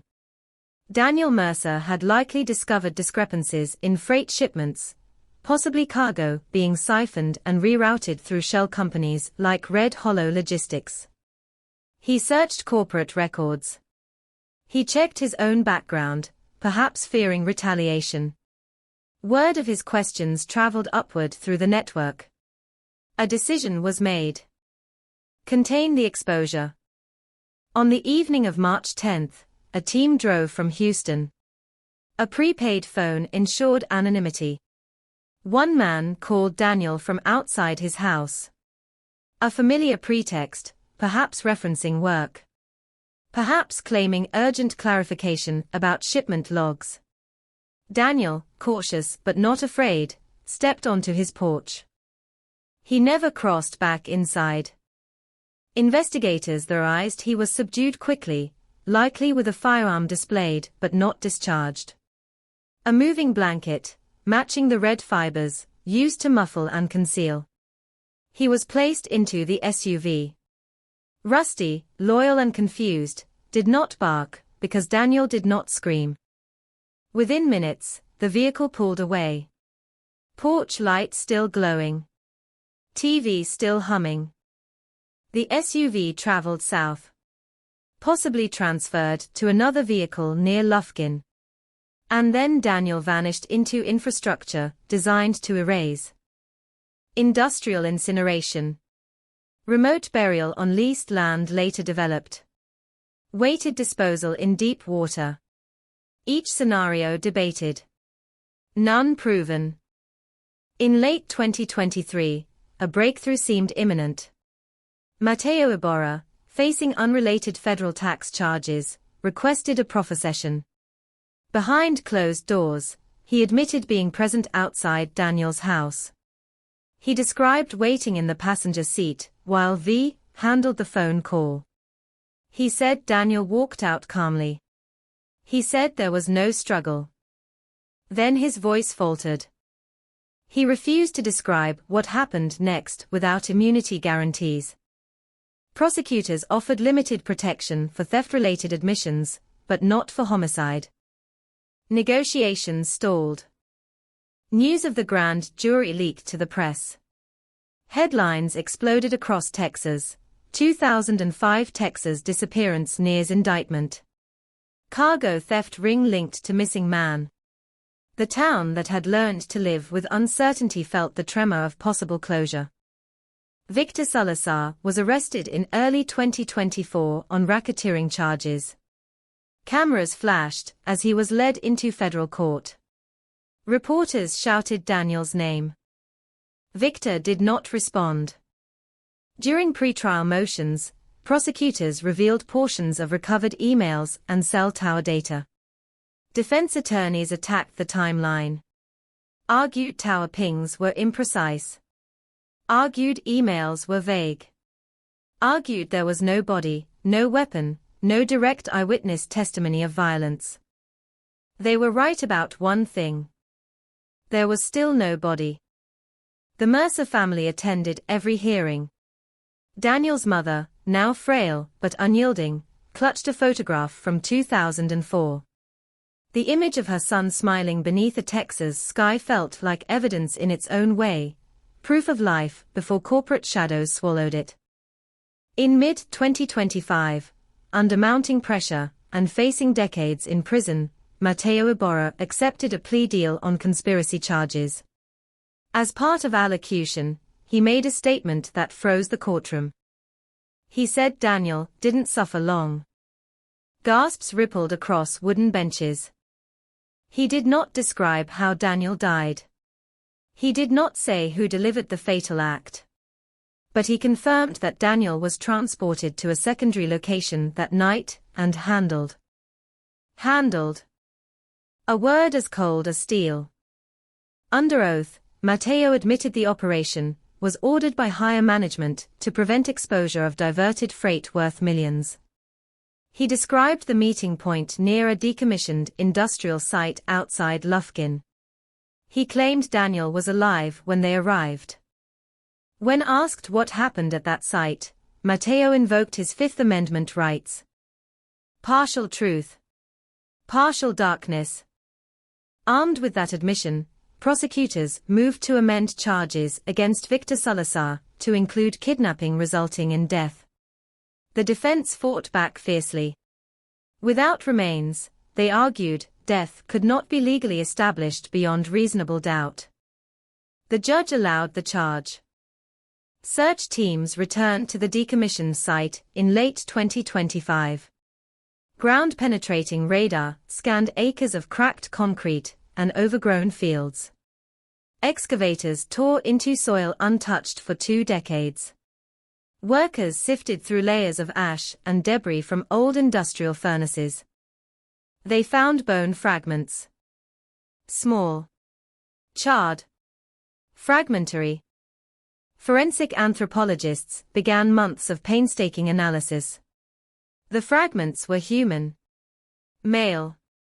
Approximate age range consistent with Daniel at time of disappearance. DNA extraction was difficult due to heat damage. But in early 2026, a partial mitochondrial DNA match linked the remains to Daniel's maternal line. Not absolute certainty, but close enough to shift the case from disappearance to death. The announcement hit East Texas like thunder. After 21 years, the state declared what the town had long felt: Daniel Mercer was no longer missing. He was a homicide victim. Victor Salazar's trial loomed. The porch light on County Road 17 had long since been replaced. The house repainted. The dog buried years ago in the backyard. But the silence of March 10, 2005, had finally fractured. Not completely. Not cleanly. Questions remained: who pulled the trigger, if there was one? What exact moment ended Daniel's life? What final thought crossed his mind when he realized the call outside was not routine, not harmless? Those answers may never surface. Yet in a federal courtroom, beneath fluorescent lights as sterile as the ones that once shone over Elise Navarro, a prosecutor held up a photograph of Daniel Mercer and spoke words that reshaped 21 years of doubt. "This was not a disappearance," she said. "This was an execution disguised as silence." And for the first time since a porch light burned against a gray Texas dawn, the case carried a different label. Not missing. Not cold. But closed in blood and ash. The word closed moved across television screens in bold white letters, but in East Texas, it did not feel like an ending. It felt like impact. Texas 2005 disappearance closed. 2 decades compressed into a headline. The courtroom in Houston was silent the morning Victor Salazar's trial began. No cameras inside. No dramatic music. Just the scrape of chairs, the rustle of legal pads, and the weight of 21 years pressing down on every breath in the room. Victor looked smaller than the myth built around him. Gray at the temples. Hands folded. Expression carved from stone. But when the prosecution began laying out the timeline, minute by minute, tower by tower, email by email, the structure of the operation emerged with brutal clarity. March 9, 2005, internal emails warning of exposure risk. March 10, 6 p.m., Victor leaves Houston. 7:58 p.m., phone pings outside East Texas. 8:13 p.m., prepaid burner phone activates near County Road 17. 8:14 p.m., Daniel Mercer answers. 32 seconds. A sliver of time that became a coffin. The prosecution described the extraction with chilling restraint. Mateo in the passenger seat. Another operative in back. Victor handling the call. Daniel stepping into humid night air, unaware that the decision to eliminate him had already been signed off in corporate shorthand. Contain exposure. They didn't call it murder in emails. They called it resolution. Jurors leaned forward as forensic analysts explained the mitochondrial DNA recovered from the industrial furnace site outside Lufkin. The fragments had been subjected to extreme heat, consistent with incineration. Ash layers matched the time window. The site had been leased temporarily by a subcontractor connected to Red Hollow Logistics in March 2005. Lease ended March 20th. Cleaned. Abandoned. Forgotten. Until now. The defense countered with precision. They attacked the DNA as partial. Not conclusive. They questioned Matteo's credibility, painting him as a desperate man bargaining for freedom. They emphasized the absence of a full skeleton, the absence of a weapon, the absence of eyewitness testimony describing a killing. But then the prosecution introduced something no one expected. Audio. Recovered from a damaged external drive found in Victor's storage safe. Corrupted. Fragmented. But partially restored. A voice memo dated March 11, 2005. Timestamp 1:12 a.m. The recording was short. Wind in the background. A vehicle engine idling. And Victor's voice, low, controlled. It's done. No more noise from ETX. No more noise. The courtroom air seemed to collapse inward. The defense argued context. Claimed it could refer to anything, shipment corrections, financial adjustments. But paired with cell data, emails, Matteo's statement, and the furnace site, the mosaic was no longer abstract. It was a picture. Daniel Mercer had become noise. And noise had been eliminated. During cross-examination, Matteo took the stand. His voice trembled in places, but not from uncertainty. From memory. He described Daniel stepping forward under the porch light. Described Victor greeting him by name. Described Daniel's confusion when he saw more than one man inside the SUV. There was a gun, Matteo said quietly. But he didn't fight. He just froze. The prosecution did not press for graphic detail. They didn't need to. The implication hung heavy. Matteo confirmed Daniel was transported alive to the industrial site. Confirmed he heard a single muffled shot near the furnaces. Confirmed the moving blankets were used to carry and contain. The defense objected repeatedly. The judge overruled. Somewhere in the gallery, Daniel's mother closed her eyes. 21 years of imagining. 21 years of wondering whether he was cold, scared, lost. Now replaced with something worse, certainty. The jury deliberated for 3 days. Outside, media vans lined the courthouse steps. Microphones angled toward anyone willing to speak. The story had outgrown the town. It was now a case study in corporate crime, in witness silencing, in how organized theft metastasizes into organized violence. When the verdict came, it was read without flourish. Guilty on kidnapping resulting in death. Guilty on racketeering conspiracy.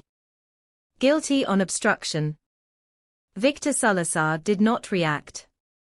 Sentencing followed weeks later. Life imprisonment without parole. The judge's words cut clean through the room. You reduced a human life to an operational inconvenience. This court restores his name. Daniel Mercer. Spoken firmly. Publicly. Officially. The case was declared closed. But closure is administrative. It is not emotional. Back in East Texas, the news rippled through the pine trees like a storm long overdue. Some residents felt relief. Others felt a hollow ache sharpened by confirmation. For years, Daniel had existed in possibility, alive somewhere, perhaps. Now, he existed in finality. The Mercer family held a memorial service near the river where the watch had once been found. The remains recovered from the furnace site, what little there was, were placed in a small wooden urn. No grand spectacle. Just family. Just wind moving through trees. Rusty's grave in the old backyard had long since settled into grass. Reporters asked Daniel's mother whether she felt justice had been served. She answered slowly. Justice would have been my son coming home. The furnace site outside Lufkin was sealed permanently after forensic excavation. Concrete poured over the scarred earth. A physical attempt to close what had been hidden beneath it. Corporate records of Red Hollow Logistics were archived in federal case files. The shell dissolved permanently in public record, its name now synonymous with something far darker than freight brokerage. Mateo Ibarra began serving his reduced sentence in federal prison. His testimony had helped secure conviction, but it did not free him from consequence. He would carry the memory of that porch light longer than anyone. And Victor Salazar, once a man who controlled logistics across state lines, now controlled nothing but the square footage of a prison cell. Yet even with verdicts entered and sentences imposed, questions lingered like smoke. Who else knew? How many others were silenced quietly under the language of business? Were there more ETX entries in encrypted files never recovered? The investigation into the broader freight network continued, peeling back layers beyond Daniel's case. But Daniel's file was stamped closed. In the sheriff's office in East Texas, a deputy placed the thick binder into long-term archives. Photographs, fiber reports, tower maps, email printouts. A record of silence broken slowly over decades. He paused before sliding it onto the shelf. 21 years earlier, another deputy had walked through a quiet living room where a television hummed to no one. He could not have known he was stepping into a case that would stretch across states, across decades, across layers of corporate deception. A case born in stillness. That stillness no longer held. Because what happened on March 10, 2005, was not random. It was not mysterious in the supernatural sense. It was human. Calculated. Intentional. A decision made in conference calls and coded emails, carried out under pine trees and porch light glow. A young man noticed something wrong. And for that, he was erased. Until he wasn't. Now, when people drive down County Road 17, they pass a different house with a different porch light. Most new residents don't know the history unless someone tells them. But the older ones remember. They remember the search parties, the helicopters, the rumors, the years of not knowing. They remember the word missing. And they remember the day it changed. Texas 2005 disappearance closed. Closed in a courtroom. Closed in ash. Closed with a verdict that restored a name once reduced to noise. But in quiet moments, when wind moves through East Texas pines and headlights pause too long on a rural road, there is still an echo of that 32-second call. A reminder that silence can be manufactured. That ordinary nights can fracture without warning. That a porch light left burning at dawn can become the first line of a headline that refuses to die. The file is sealed. The sentence delivered. The network exposed. Yet the story of Daniel Mercer does not end in paperwork. It lives in the cautionary whisper passed between workers who ask too many questions. It lives in every investigator who reopens a box labeled cold case. It lives in the understanding that sometimes the most dangerous thing a person can do is notice. And somewhere beyond the headlines, beyond the verdicts, beyond the ash and red fibers and burner phones, there remains the image that started it all. A quiet Texas porch. A light still on. And a man stepping into the dark, believing he would be right back. The verdict closed the case. But the aftermath opened something else. Because once the machinery of silence was exposed, people started talking. Not publicly. Not at first. But in hallways. In union meetings. In back offices where shipment manifests still moved under fluorescent lights. Daniel Mercer's name became shorthand for a risk no one wanted to calculate twice. He asked questions. That sentence echoed louder than the gunshot no one heard. Federal investigators, emboldened by the conviction, widened the lens. If Daniel had been eliminated to protect a freight diversion scheme worth millions, then how many other discrepancies had been contained without headlines?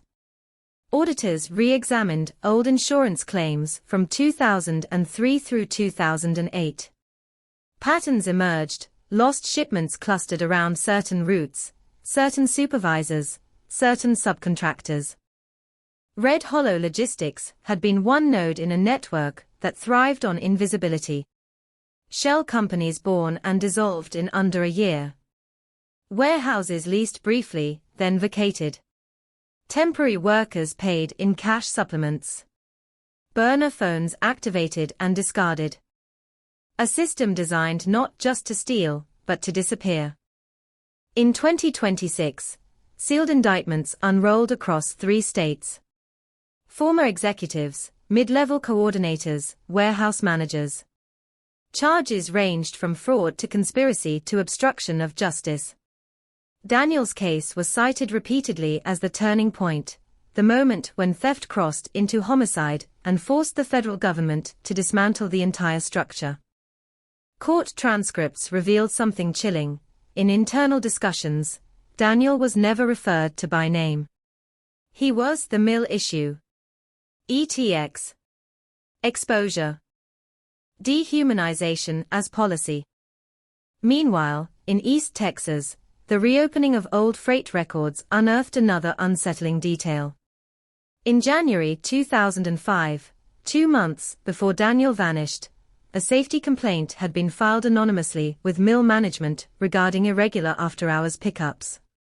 The complaint described trucks arriving without proper documentation, supervisors waving them through. The handwriting on the physical complaint form was compared to Daniel's. Inconclusive. But investigators noticed something else. The complaint had been forwarded internally to a manager, who later testified under immunity in the Salazar trial. He admitted he dismissed it as a misunderstanding. He admitted he mentioned it during a conference call with Houston partners. He did not think it would escalate. He did not think anyone would take it that far. That phrase resurfaced during post-trial depositions. Take it that far. It revealed a fracture inside the operation. Not everyone expected elimination. Some thought intimidation would suffice. A warning. A scare tactic. But somewhere in the chain, the decision sharpened. The industrial site outside Lufkin became a grim landmark. Though sealed in concrete, its coordinates circulated online after investigative journalists published satellite images and court exhibits. True crime forums dissected every square foot. Amateur sleuths debated whether additional remains might lie deeper than excavators had reached. The Mercer family declined to engage in speculation. For them, the partial DNA match was enough. Enough to bury. Enough to stop imagining Daniel wandering somewhere nameless. Yet closure did not erase grief. It refined it. Daniel's brother began speaking publicly about workplace transparency and whistleblower protection. He stood before labor conferences and described how a simple question about shipment weights turned fatal. He used the phrase corporate violence without raising his voice. The phrase stuck. In 2027, Congress referenced the Mercer case during hearings on strengthening federal protections for employees reporting logistical fraud. Lawmakers held up printed emails from Red Hollow Logistics, contain exposure, no loose threads, as examples of how language can mask lethal intent. Daniel Mercer's name entered legislative record. From porch light to policy debate. Victor Salazar filed appeals, arguing evidentiary overreach, challenging the admissibility of the restored voice memo. Appellate courts reviewed the case meticulously. In 2028, the conviction was upheld. The opinion stated plainly, the convergence of digital forensics, testimonial evidence, and recovered remains establishes beyond reasonable doubt that the defendant orchestrated the abduction and killing of Daniel Mercer. Legal finality. But memory has its own jurisdiction. Residents of County Road 17 still describe the night differently. Some swear they remember a distant engine. Others claim the air felt strange that evening. Memory reshapes itself around tragedy, smoothing edges, adding texture. One neighbor admitted years later that she had seen the SUV more clearly than she originally told deputies. She feared retaliation in 2005. Feared powerful people beyond her understanding. Only after the conviction did she confess she had written down part of the license plate, but lost the paper during a move. A fragment of a fragment. It no longer mattered legally. But it revealed something else. Silence spreads beyond perpetrators. It infects bystanders. It thrives on fear. The mill where Daniel worked implemented sweeping reforms after the scandal. Digital tracking replaced paper logs. Anonymous reporting systems encrypted. Surveillance expanded. Supervisors retrained. A plaque was installed near the loading dock. In memory of Daniel Mercer, whose integrity changed this industry. Employees touch it sometimes before long shifts. Not superstition. Reminder. And still, questions hover at the edges. Was the shot Matteo described truly singular? Did Daniel realize in those final minutes why he was there? Did he understand the connection between the irregular invoices and the men standing beside an industrial furnace? Those details died with secrecy and flame. Forensic experts believe the incineration was conducted at extreme temperatures specifically to destroy biological trace. The precision suggested prior planning. Not a crime of panic. A crime of procedure. Procedure is what haunts the case most. Because rage can be understood. Jealousy. Desperation. Those motives fit within familiar human chaos. But Daniel Mercer was eliminated through logistics, scheduled, coordinated, executed like a shipment reroute. That realization reshaped how investigators view corporate crime. White collar does not always mean bloodless. Sometimes the violence is simply outsourced to darkness. In interviews years after the trial, jurors admitted the hardest moment wasn't hearing about the furnace. It was listening to the 32-second call recording retrieved from Daniel's provider. Though content was unavailable, the timestamp played in court. They watched the clock tick on a screen as analysts explained that everything changed within that span. 32 seconds of trust. 32 seconds of ordinary conversation. Then a door opening. Then absence. The porch light detail resurfaced often during trial coverage. That it remained on until daylight. That no one turned it off until his sister arrived. It became symbolic, an unintended beacon marking the point where normal life fractured. In 2029, a documentary crew filmed on County Road 17. They interviewed retired deputies who recalled the first walkthrough of Daniel's home. One described the television's low hum as the loneliest sound I've ever heard. Another said, "We didn't know we were stepping into something that big. We thought it was a missing person. We didn't know it was a system. That system is now dismantled, at least in its original form. Freight networks restructured. Shell tactics scrutinized. Compliance departments expanded. But history leaves sediment. The Mercer file, though archived, is occasionally retrieved for training seminars at federal academies. Agents study the progression, from a quiet porch to a multi-state indictment. They learn how small anomalies, a prepaid phone, a red fiber, a dissolved corporation, can converge into proof over time. Time was the ally no one expected. 21 years from disappearance to declaration. 21 years for technology to evolve, for encryption to crack, for one man to decide he could no longer carry what he knew. Daniel Mercer never saw justice unfold. But justice, slow and methodical, saw him. And so the headline stands. Texas 2005 disappearance closed. Closed not because mystery evaporated, but because truth, piece by piece, forced its way through layers of calculated silence. Yet when night settles over East Texas and porch lights flicker on across quiet roads, there remains an undercurrent, a reminder that darkness does not announce itself loudly. It arrives in routine. In familiar voices. In short phone calls. And sometimes, it takes decades for the light to catch up. Long after the prison doors closed behind Victor Salazar, long after the last appeal was denied and the final gavel strike echoed into record, the Mercer case refused to fade into simple history. Because closure does not erase architecture. In 2030, a federal task force reviewing legacy racketeering operations stumbled upon something buried in archived financial ledgers, an internal insurance payout filed quietly in April 2005 by a subsidiary once loosely affiliated with Red Hollow Logistics. The claim cited inventory loss due to unexpected site incident at a temporary industrial property outside Lufkin. Date of incident, March 11, 2005. The same night Mateo described hearing the shot. The payout was substantial. Large enough to raise eyebrows. Larger than the value of any documented shipment stored there.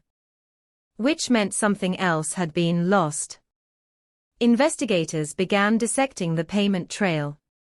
Funds flowed from the insurance settlement into 3 separate accounts, then dispersed into shell entities before landing in personal investment portfolios tied to mid-level coordinators, not executives. Bonuses. Performance compensation. Language in one internal memo attached to the payout read, "Issue resolved. Exposure neutralized. Distribute accordingly." Exposure neutralized. The phrasing aligned too perfectly with earlier recovered emails. It suggested Daniel's death was not just ordered, it was evaluated. Accounted for. Rewarded. That revelation sparked a secondary wave of public outrage. Media outlets reframed the narrative.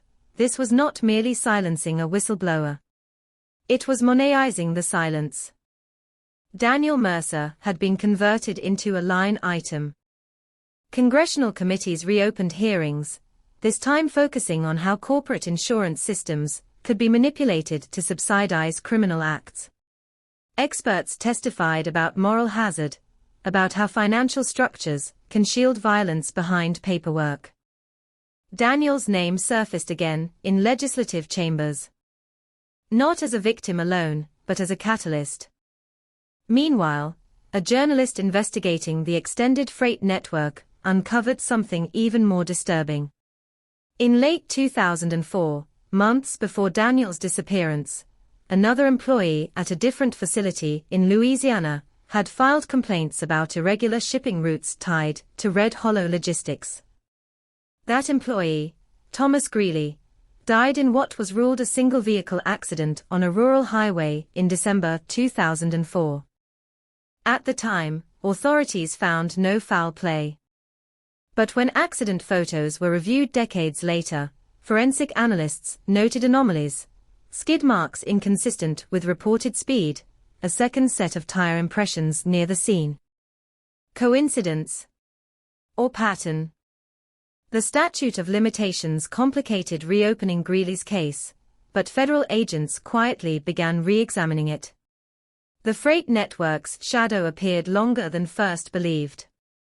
In East Texas, Daniel's story became a case study in corporate ethics courses.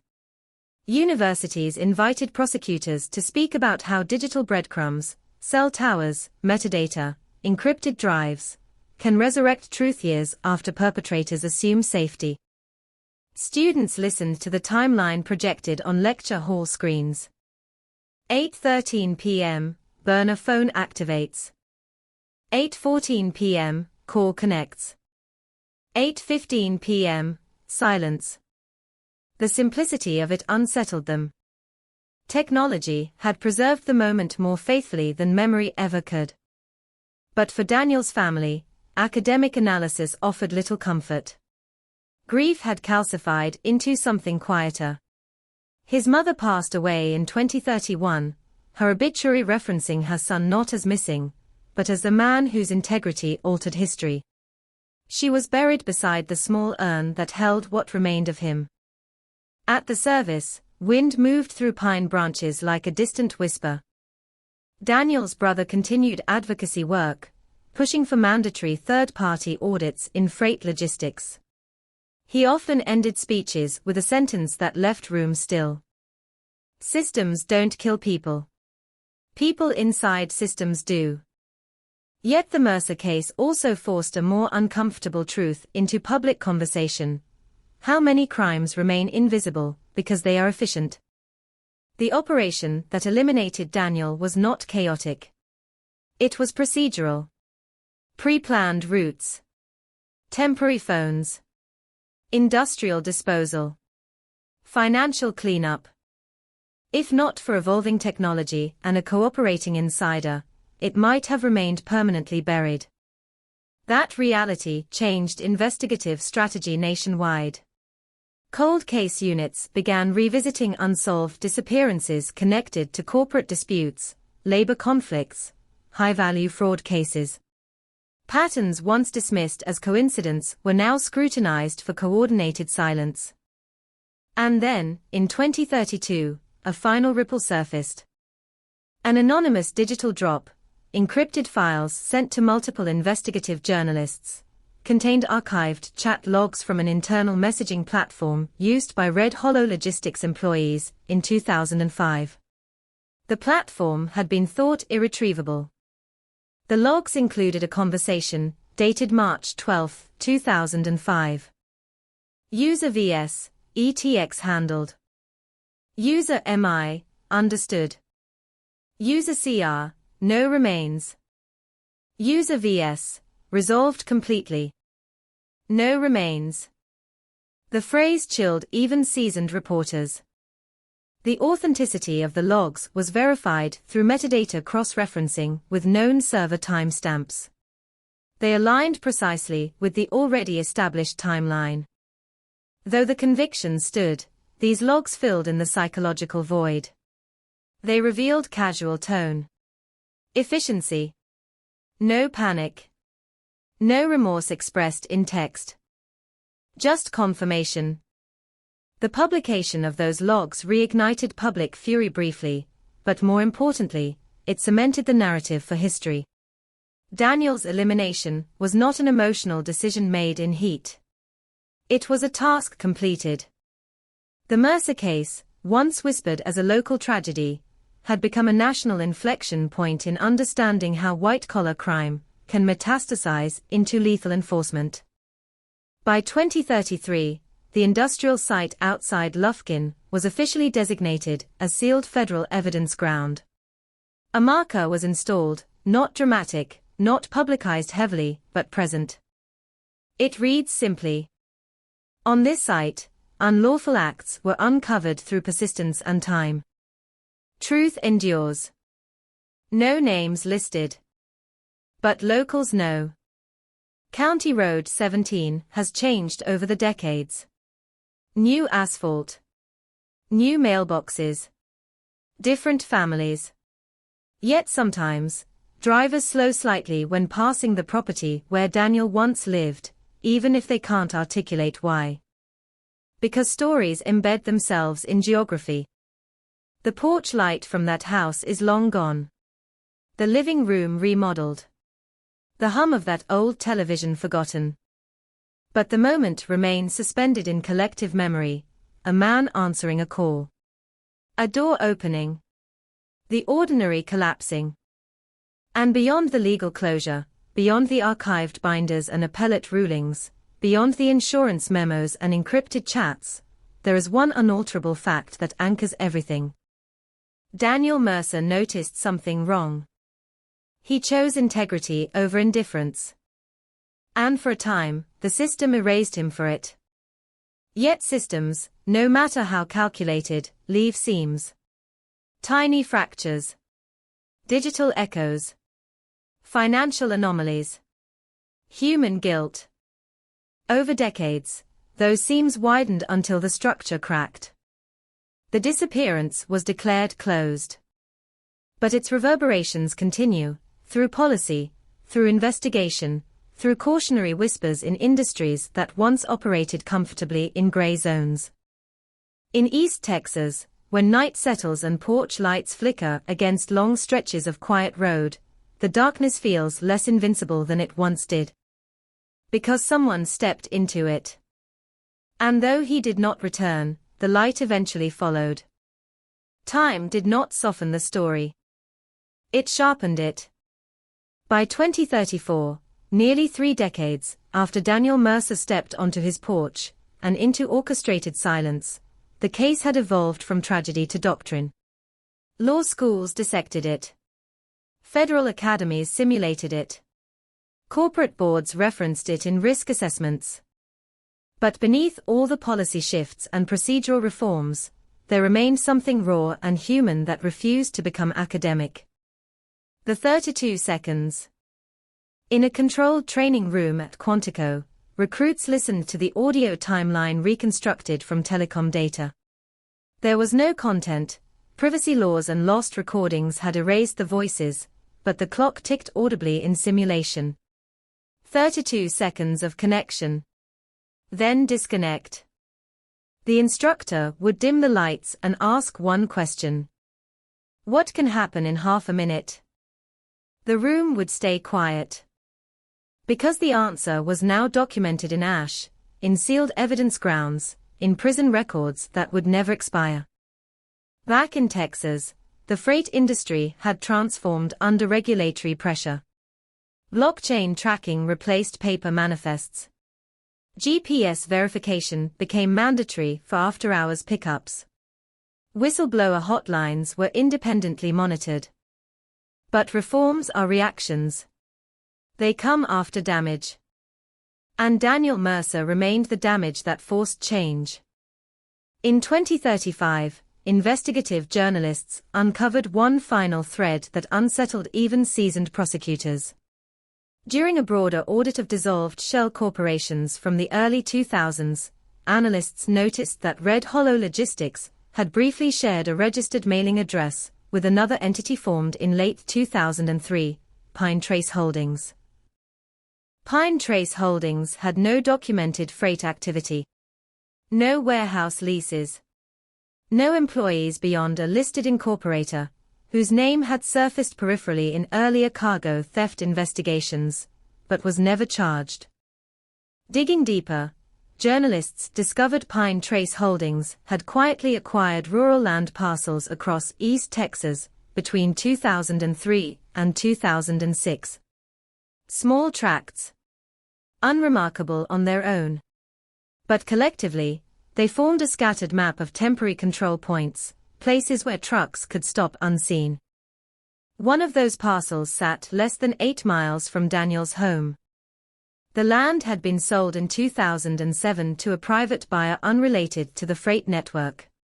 By the time authorities revisited it in 2035, it had been developed into a storage facility. Ground disturbance from construction made forensic excavation meaningless. But satellite imagery from 2005, preserved in federal archives, showed tire patterns and what appeared to be a temporary structure erected on the property for less than 2 weeks in March of that year. March 2005. The same week. Investigators could not prove Daniel was ever there. The industrial furnace site had already yielded partial remains. But the possibility that contingency locations existed, backup plans, alternate disposal routes, revealed a level of preparation even more disturbing than previously understood. This was not a spontaneous silencing. It was infrastructure. And infrastructure implies rehearsal. In a closed-door federal briefing later that year, analysts presented a chilling assessment.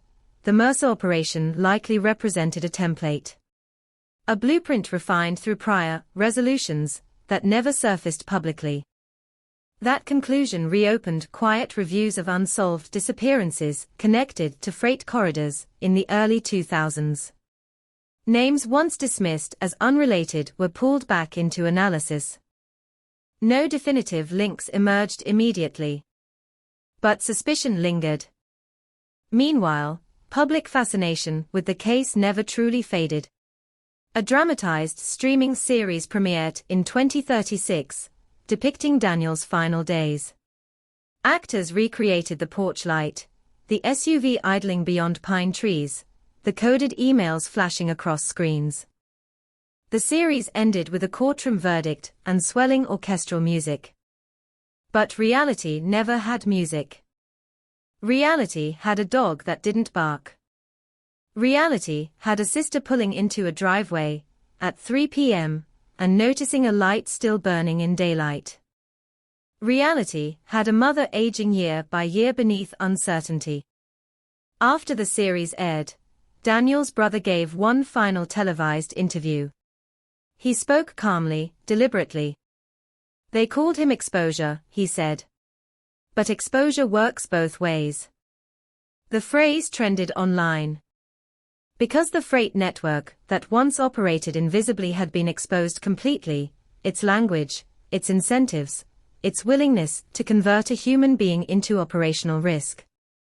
In 2037, a former compliance officer from a rival logistics firm came forward claiming that after Daniel's disappearance, industry executives held private meetings about risk mitigation strategies when dealing with employees who probed too deeply. He provided no evidence of violence discussed explicitly, but he described a culture where silence was prized above legality. The Mercer case had not only dismantled one ring. It had forced an entire industry to confront its shadows. And yet, beneath all institutional reform, one image remains untouchable by legislation or corporate restructuring. A porch light glowing against East Texas night. Investigators often reflect on the quiet efficiency of that moment. No neighbors awakened. No shattered glass. No chaotic struggle spilling into the yard. Just a door opening and closing. The most dangerous crimes are often the quietest. Even now, forensic teams occasionally revisit the evidence archive, not because the case is open, it isn't, but because new technology might extract more from what remains. Advanced isotopic analysis on the bone fragments continues, searching for environmental markers that could confirm precise time of death or secondary locations. Science chases certainty long after courts are satisfied. But some truths will remain incomplete. What Daniel thought in those final seconds. Whether he recognized betrayal in Victor's voice. Whether he understood the scale of what he had uncovered. Those answers burned with the rest. By 2038, Daniel Mercer's name appears in textbooks discussing corporate accountability. His case is cited in federal guidelines on whistleblower protection. His story is told to recruits entering agencies designed to prevent precisely what happened to him. A disappearance that forced a reckoning. A murder disguised as logistics. A system that underestimated time. Because time was the variable they failed to control. They controlled the phone. They controlled the vehicle. They controlled the furnace. They controlled the paperwork. But they did not control technological evolution. They did not control human conscience. They did not control the persistence of a family that refused to let silence win. And so, though the official stamp reads closed, the the reverberation continues. In East Texas, children who weren't born in 2005 now learn about the case in civics class. Teachers frame it not as horror, but as vigilance. As proof that systems must be questioned. Sometimes, when dusk settles and cicadas hum in the heavy air, older residents still glance at unfamiliar headlights lingering too long on rural roads. It is not paranoia. It is memory. Because once you learn that a quiet call can fracture decades, you never hear a ringing phone the same way again.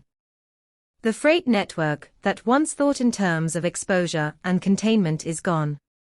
Its leaders incarcerated. Its shell companies dissolved. Its infrastructure dissected. But Daniel Mercer remains. Not as noise. Not as exposure. But as a name spoken clearly in courtrooms, classrooms, and conference halls, a reminder that even the most calculated silence can be unraveled by time, technology, and truth. And in the darkness beyond any porch light, that may be the most unsettling lesson of all. There is a photograph taken 3 days before Daniel Mercer disappeared. It is not dramatic. No shadows. No sense of doom. Just a late winter afternoon in Texas, sunlight slanting across the siding of a modest house, Daniel standing on the porch with a coffee mug in one hand, squinting slightly at whoever is behind the camera. The timestamp reads March 11, 2005. He looks tired. Not frightened. Not hunted. Just tired. Investigators would later study that image with forensic intensity, zooming into the reflection in his eyes, analyzing the background for unfamiliar vehicles, measuring the angle of the sun to confirm time of day.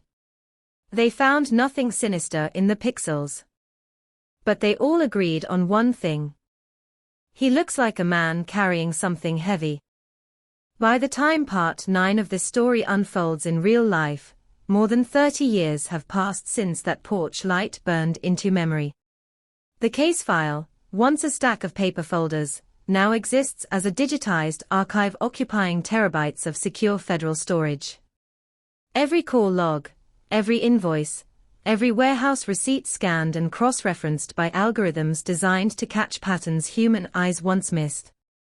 And yet, for all the data, the final image of Daniel Mercer alive remains stubbornly ordinary. Ordinary is what makes it terrifying. Because ordinary is how infrastructure hides. In 2039, a new development ripples through legal circles. A retired systems engineer from a telecommunications firm files an affidavit claiming that, during a 2005 internal review, certain call routing metadata tied to corporate clients had been prioritized for privacy handling under contractual agreements.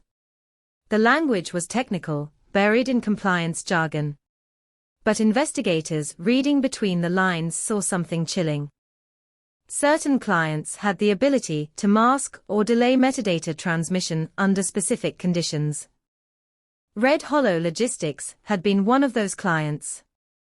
The engineer insisted there was no conspiracy, only corporate preference tiers designed to protect proprietary communications.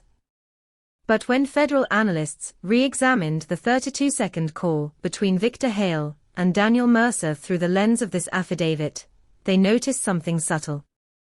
The call's metadata timestamp showed a 3-second discrepancy between initiation and network log confirmation. 3 seconds. Insignificant in most contexts. But in tightly coordinated operations, 3 seconds can indicate routing through intermediary nodes, temporary masking points. It was never enough to reopen the case. The convictions stood. The admissions of conspiracy held firm. But the affidavit suggested that Daniel's final call might have been more orchestrated than even prosecutors realized. Not merely a summons. A trigger.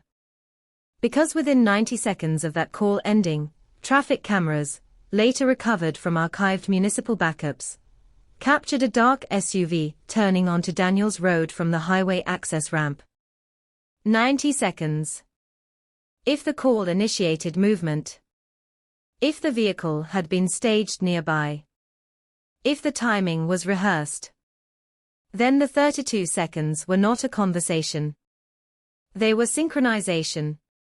This revelation did not change the legal outcome. The men responsible were aging behind reinforced walls. The freight network dismantled.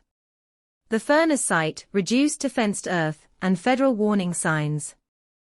But it changed the texture of the crime. It suggested choreography. And choreography implies rehearsal. In interviews conducted for a 2040 documentary series, former FBI analyst Marissa Kwon described the case as the moment corporate criminality crossed into paramilitary precision.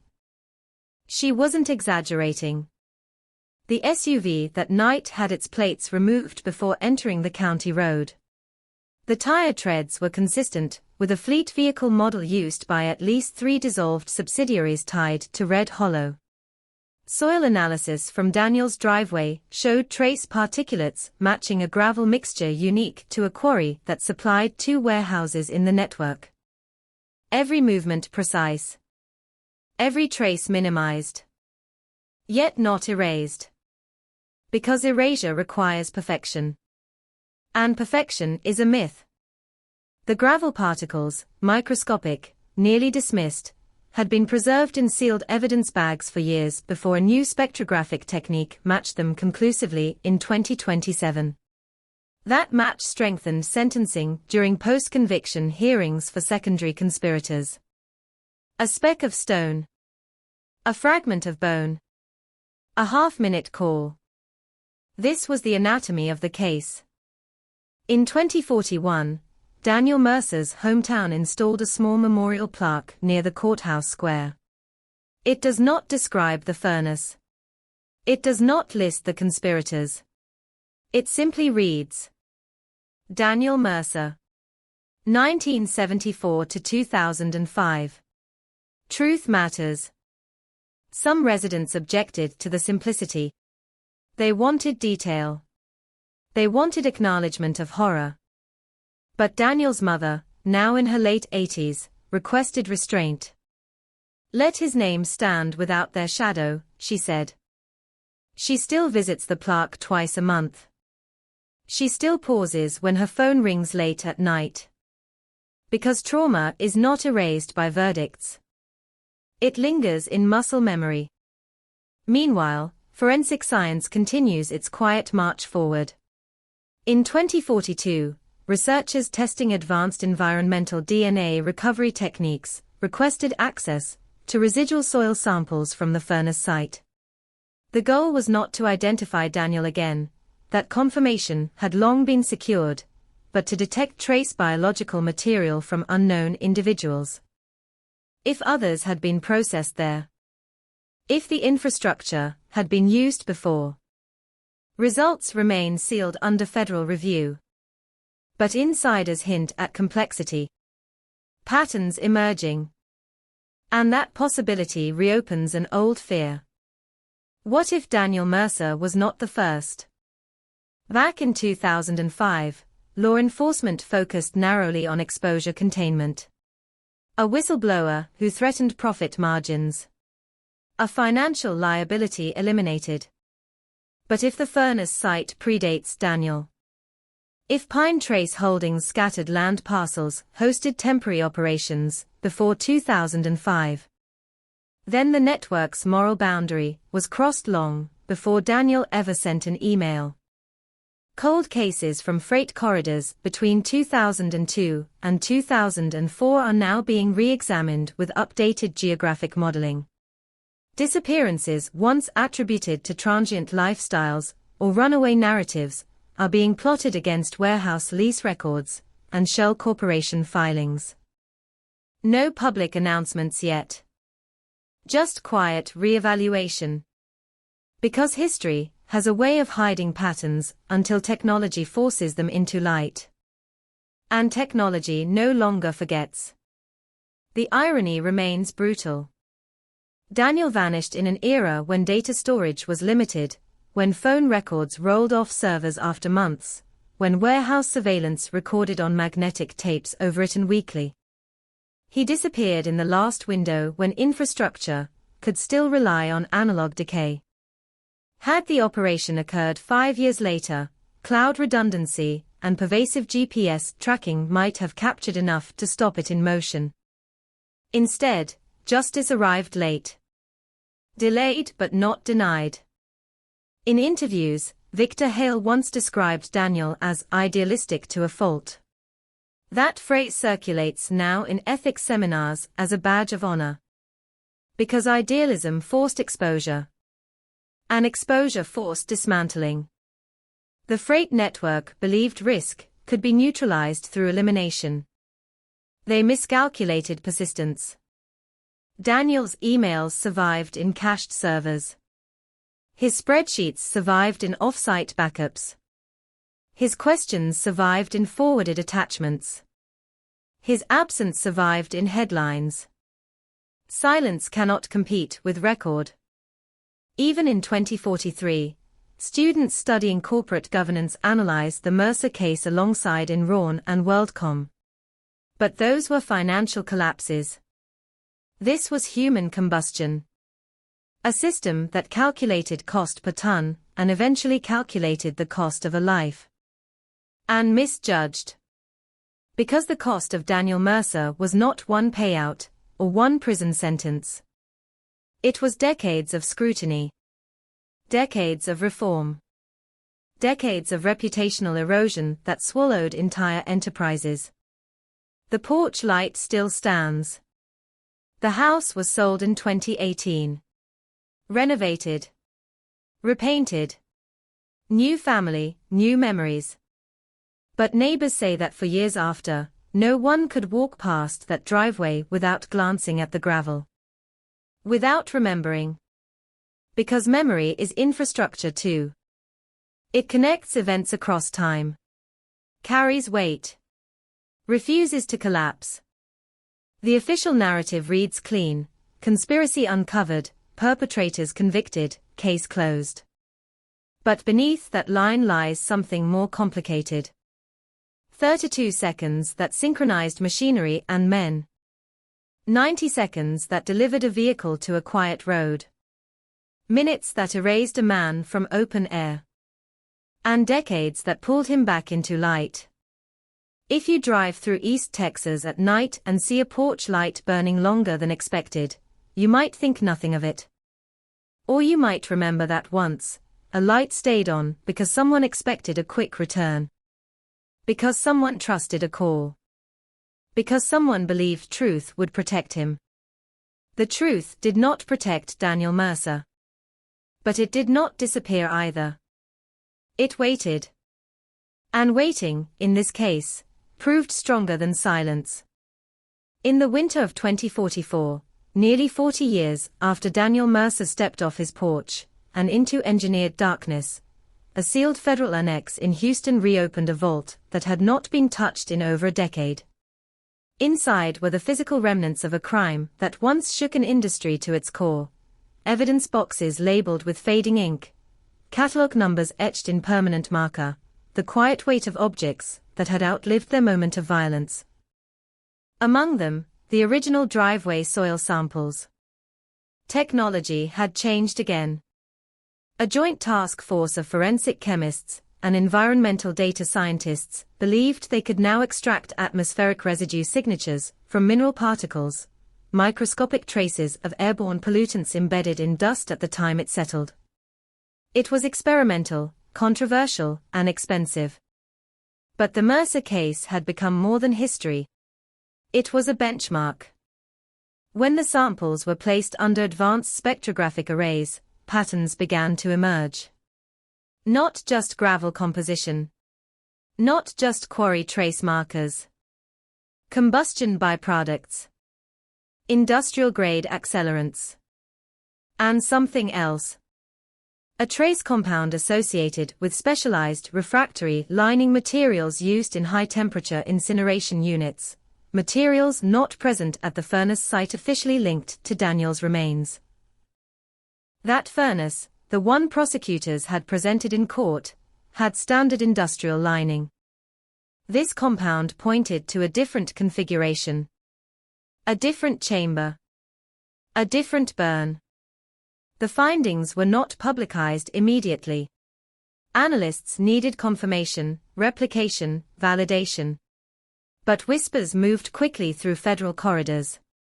If Daniel's driveway soil contained particulate from a refractory material not used at the convicted site, then either the furnace had been modified before forensic access, or there was another location involved in the initial phase of the operation. Another site. Another layer. The men convicted for Daniel's death were old now. Some infirm. One had already died behind bars. Appeals exhausted. Sentences fixed. But the possibility of a secondary facility reignited investigative momentum. Because if there was another chamber, another burn site, then Daniel's final hours might have unfolded differently than court transcripts described. In 2045, declassified satellite archives, enhanced by quantum resolution algorithms, revealed something that had once been invisible. In late February 2005, 2 weeks before Daniel vanished, thermal imaging detected intermittent heat signatures at a decommissioned brick kiln 20 miles east of his home. The kiln was owned briefly, 6 months, by a subsidiary connected to Pine Trace Holdings. Heat signatures appeared at night. Short bursts. Then silence. Investigators had overlooked the kiln in 2006 because ownership records were buried beneath shell transfers, and the structure was considered too deteriorated for operational use. They were wrong. Drone surveys in 2045 revealed interior retrofitting remnants, metal anchoring points consistent with temporary furnace installation. The refractory compound identified in driveway soil matched samples extracted from mortar cracks inside the kiln. The implication was devastating.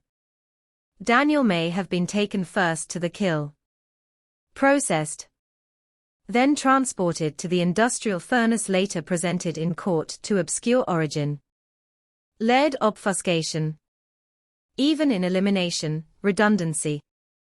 The public learned of the kiln in a brief press conference that avoided speculation. Officials emphasized that convictions would not change.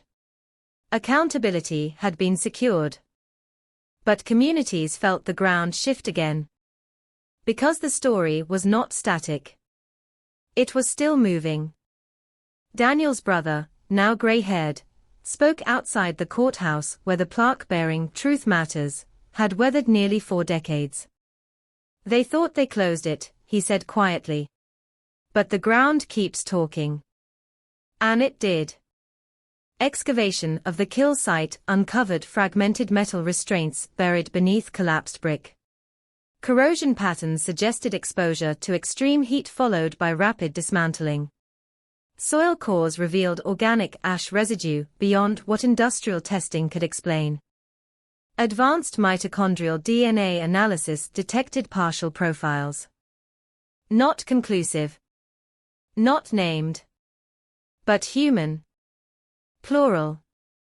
The federal government faced an unspoken question: how many? Official statements remained cautious.